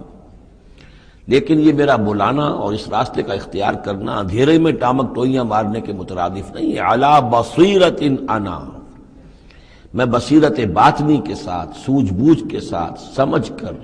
کانشسلی، شعور کے ساتھ میں اس راستے پر چل رہا ہوں اور اس راستے کی طرف بلا رہا ہوں۔ اور جہاں تک تو حضور کا معاملہ ہے وہ تو بات بالکل واضح ہے کہ پورے شعور کے ساتھ، ادراک کے ساتھ، یقین کے ساتھ، بصیرت باطنی کے ساتھ، ظاہر بات ہے کہ آپ اللہ پر ایمان بھی رکھتے تھے اور اللہ کی طرف بلا بھی رہے تھے۔ یہاں زیادہ قابل توجہ ہے وہ من اتبعنی، جو میری پیروی کر رہے ہیں، وہ بھی اندھے بہرے مقلد نہیں ہے بلکہ وہ بھی میری پیروی کر رہے ہیں، تو وہ بھی علی بصیرت، سمجھ کر، شعور کے ساتھ۔ آج کے دور میں سب سے زیادہ بڑھ کر جس ایمان کی ضرورت ہے وہ ایمان وہ ہے کہ جو شعور کے ساتھ ایمان، اس لیے کہ ایک عقیدے کے درجے میں یقین، ایک جسے ہم کہہ دیں کہ بلائنڈ فیتھ، وہ بھی اپنی جگہ پر بہت قیمتی شے ہے۔ بلائنڈ فیتھ بھی اگر ہے، یقین ہے اللہ پر اور آخرت پر اور رسالت پر، تو بڑی قیمتی شے ہے۔ وہ بلائنڈ فیتھ بھی جو ہے انسان کی شخصیت کو بدل کر رکھ دے گا، اس کی زندگی کا نقشہ بدل دے گا، اس کی ویلیوز کو بدل دے گا۔ لیکن یہ کہ جس چیز کی زیادہ ضرورت ہے خصوصاً اس دور میں، اور کسی انقلابی دعوت کے لیے جو نظام کو بدلنا چاہے، صرف افراد کو نہ بدلنا چاہے، نظام کو بدلنا چاہے، تو چونکہ نظام کے اوپر جو لوگ زیادہ باشعور ہوتے ہیں ان کا تسلط ہوتا ہے، انٹیلیجنسیا اس کے اوپر قابو یافتہ ہوتا ہے، تو جب تک ان کے اندر ایمان گھر نہیں کرے گا نظام نہیں بدلے گا۔ تو ضرورت اس ایمان کی ہے جو اعلیٰ وجہ البصیرت ہو۔ وسبحان اللہ وما انا من المشرکین، اور اللہ پاک ہے اور میں ہرگز شرک کرنے والوں میں سے نہیں ہوں۔ وما ارسلنا من قبلک الا رجالا نوحی الیہم من اہل القری، اور اے نبی صلی اللہ علیہ وسلم ہم نہیں بھیجا ہم نے آپ سے پہلے مگر یہ کہ مردوں کو ہم بھیجتے رہے جن کی طرف ہماری وحی آتی تھی، بستیوں والوں میں سے جو بھی رسول بھیجے نبی بھیجے وہ سب مرد ہی تھے، انسان تھے۔ افلم یسیروا فی الارض، تو کیا یہ لوگ زمین میں گھومتے پھرتے نہیں ہیں؟ فینظروا کیف کان عاقبۃ الذین من قبلہم، کہ پھر وہ دیکھتے، غور کرتے، عبرت پکڑتے کہ کیا انجام ہوا ان کا جو ان سے پہلے تھے۔ اشارہ انہی اقوام کی طرف ہے۔ وَلَدَارُ الْآخِرَةُ خَيْرٌ لِلَّذِينَ اتَّقَوْا فَلَا تَعْقِلُونَ، اور یقیناً آخرت کا گھر تو بہتر ہے انہی لوگوں کے لیے جو تقویٰ کی روش اختیار کریں، تو کیا تم عقل سے کام نہیں لیتے؟ حَتَّىٰ إِذَا اسْتَيْأَسَ الرُّسُلُ وَظَنُّوا أَنَّهُمْ قَدْ كُذِبُوا جَاءَهُمْ نَصْرُنَا، یہ آیت بھی مشکلات القرآن میں سے ہے، اس کی بہت سی آراء ہیں، لیکن جو توجیہ میرے نزدیک صحیح ہے وہ میں آپ کے سامنے رکھ رہا ہوں۔ حتیٰ اذا استیأس الرسل، یہاں تک کہ جب رسول مایوس ہو جاتے ہیں۔ مایوس کس بات سے ہو جاتے ہیں؟ کہ اب یہ لوگ ایمان لانے والے نہیں ہیں، جن کے دلوں میں کچھ نہ کچھ فطرت سلیمہ موجود تھی، ابھی ان کی فطرت بالکل بگڑی نہیں تھے، وہ ایمان لا چکے ہیں، یعنی اب جو ہم نے بلو چکے ہیں اس کو، اس چاٹی میں سے اب مکھن نکل چکا ہے، اب آگے کوئی اور مکھن نکلنے والا نہیں۔ وَظَنُّوا أَنَّهُمْ قَدْ كُذِبُوا، اور لوگ یہ سمجھ بیٹھتے ہیں، انہیں یہ گمان ہوتا ہے کہ انہیں سب جھوٹے ہی وعدے کیے گئے تھے کہ عذاب آئے گا۔ وہ جو قوم ہے وہ تو بہت ہی زیادہ لاؤبالی ہو جاتی ہے کہ 12 برس ہو گئے محمد کو کہتے ہوئے عذاب عذاب عذاب عذاب، عذاب تو نہیں آیا، یہ سب دھونس تھی، صرف یہ کہ ہمیں ڈراوا دینا مقصود تھا۔ جاءہم نصرنا واستیأس الرسل، اور ظنو کا جو فاعل ہے وہ در حقیقت ان کی قوم ہے، جو مشرک قوم ہے، کہ انہوں نے یہ سمجھا کہ یہ سب ہمیں جھوٹے ہی دھونس دی گئی تھی عذاب وغیرہ کی۔ جاءہم نصرنا، تو ہمارے نبیوں اور رسولوں کے پاس پھر اللہ تعالیٰ کی نصرت آ جاتی تھی۔ فنجی من نشاء، پھر بچا دیا جاتا تھا جس کو ہم چاہتے تھے۔ ولا يرد باسنا عن القوم المجرمین، اور ہمارا وہ عذاب اور ہماری وہ سختی جو ہے نہیں لوٹائی جا سکتی تھی، نہیں پھیری جا سکتی تھی مجرموں کی قوم سے، ان پر وہ عذاب واقع ہو کر رہتا تھا۔ لقد كان في قصصهم عبرة لأولي الألباب، ان کے حالات میں، اس بیان میں یقیناً ہوش مند لوگوں کے لیے عبرت ہے، عقل کا سامان ہے، سبق کا سامان ہے۔ ما كان حدیثا یفترا، یہ قرآن ایسی شے نہیں ہے جسے گھڑ لیا جائے، کوئی شخص اپنے جی سے اس کو تصنیف و تعریف کر لے۔ ولیکن تصدیق الذی بین یدیہ، بلکہ یہ تو تصدیق کرتے ہوئے آیا ہے اس کی جو اس کے سامنے موجود ہے۔ لیکن واقعہ یہ ہے کہ تورات میں جب یہ واقعات آتے ہیں، مولانا مودودی نے بہت ہی عمدگی کے ساتھ تقابلی مطالعہ کیا ہے کہ تورات میں جب یہ قصہ بیان ہوا ہے تو اس بیان کے اندر جو حسن ہے جو قرآن بیان کر رہا ہے، اور جو اس کے اندر حکمت کے نکات قرآن مجید نے بیان کیے ہیں، معلوم ہوتا ہے کہ اس کا کوئی 100واں حصہ بھی تورات کے بیان میں نہیں ہے۔ اس کی وجہ کیا ہے کہ اصل تورات گم ہو گئی تھی، بعد میں جب وہ حافظے سے مرتب کی گئی ہے تو ظاہر بات ہے کہ اس میں وہ بات پھر پیدا نہیں ہو سکی جو اصل اللہ تعالیٰ کی طرف سے اتری ہوئی تورات میں تھی۔ ما كان حدیثا یفترا ولكن تصدیق الذی بین یدیہ وتفصیل کل شیء وہدی ورحمۃ لقوم یؤمنون، اور اس میں تفصیل ہے ہر چیز کی، یعنی جو بھی ضروری باتیں انسان کے علم میں آنی چاہیے ہدایت کے لیے، اس کی ساری تفاصیل اس میں موجود ہیں، اور یہ ہدایت ہے اور رحمت ہے ان لوگوں کے حق میں جو اس پر ایمان لائیں۔ یہاں وہ 3 سورتوں کا ایک گروپ جو ہے وہ ختم ہوا، سب گروپ تو ایک ہی چل رہا ہے، تیسرا گروپ ہے یہ جس میں 14 سورتیں ہیں مکی اور ایک آئے گی مدنی سورہ نور۔ لیکن جیسا کہ میں نے عرض کیا ان میں 3 کے گروپس بنتے ہیں۔ سورہ یونس، سورہ ہود میں وہ نسبت ذاتیت بالکل واضح تھی، اور یہ اپنی جگہ بالکل منفرد مزاج کی صورت ہے، یہ سورہ یوسف اس کا اپنا مزاج ہے۔ ہاں اس کے قریب آ جاتی ہے ایک صورت اور، وہ تیسرا سب گروپ جب آئے گا تو اس میں سورہ مریم، سورہ طٰہٰ اور سورہ انبیاء۔ سورہ طٰہٰ بھی ایک ایسی صورت ہے قرآن مجید کی جس کا اکثر و بیشتر حصہ ایک رسول کے تذکرے پر مشتمل ہے، ایک نبی کے تذکرے پر مشتمل ہے، یہ سورہ یوسف، لیکن یہ تو پوری کی پوری حضرت یوسف کے حالات ہی پر ہے۔ سورہ طٰہٰ جو ہے وہ ایک رسول کے حالات پر مشتمل ہے، اکثر و بیشتر حصہ 8 میں سے 5 رکوع کے قریب جو ہے، لیکن اس میں یہ ہے کہ وہ رسول ہیں موسیٰ۔ اب ان دونوں میں نسبت کیا ہے؟ یوسف کے زمانے میں بنی اسرائیل مصر میں داخل ہوئے اور موسیٰ کے زمانے میں وہ مصر سے نکلے ہیں، تو ان کے حالات پر بھی ایک مکمل صورت، ان کے حالات پر بھی ایک مکمل صورت، لیکن وہ مصحف میں قرآن مجید کی اس ترتیب میں یہ متصل نہیں ہے بلکہ فاصلے پر ہیں۔ یہ اس 3 صورتوں کے سب گروپ میں ہے، وہ تیسرے سب گروپ میں آئے گی۔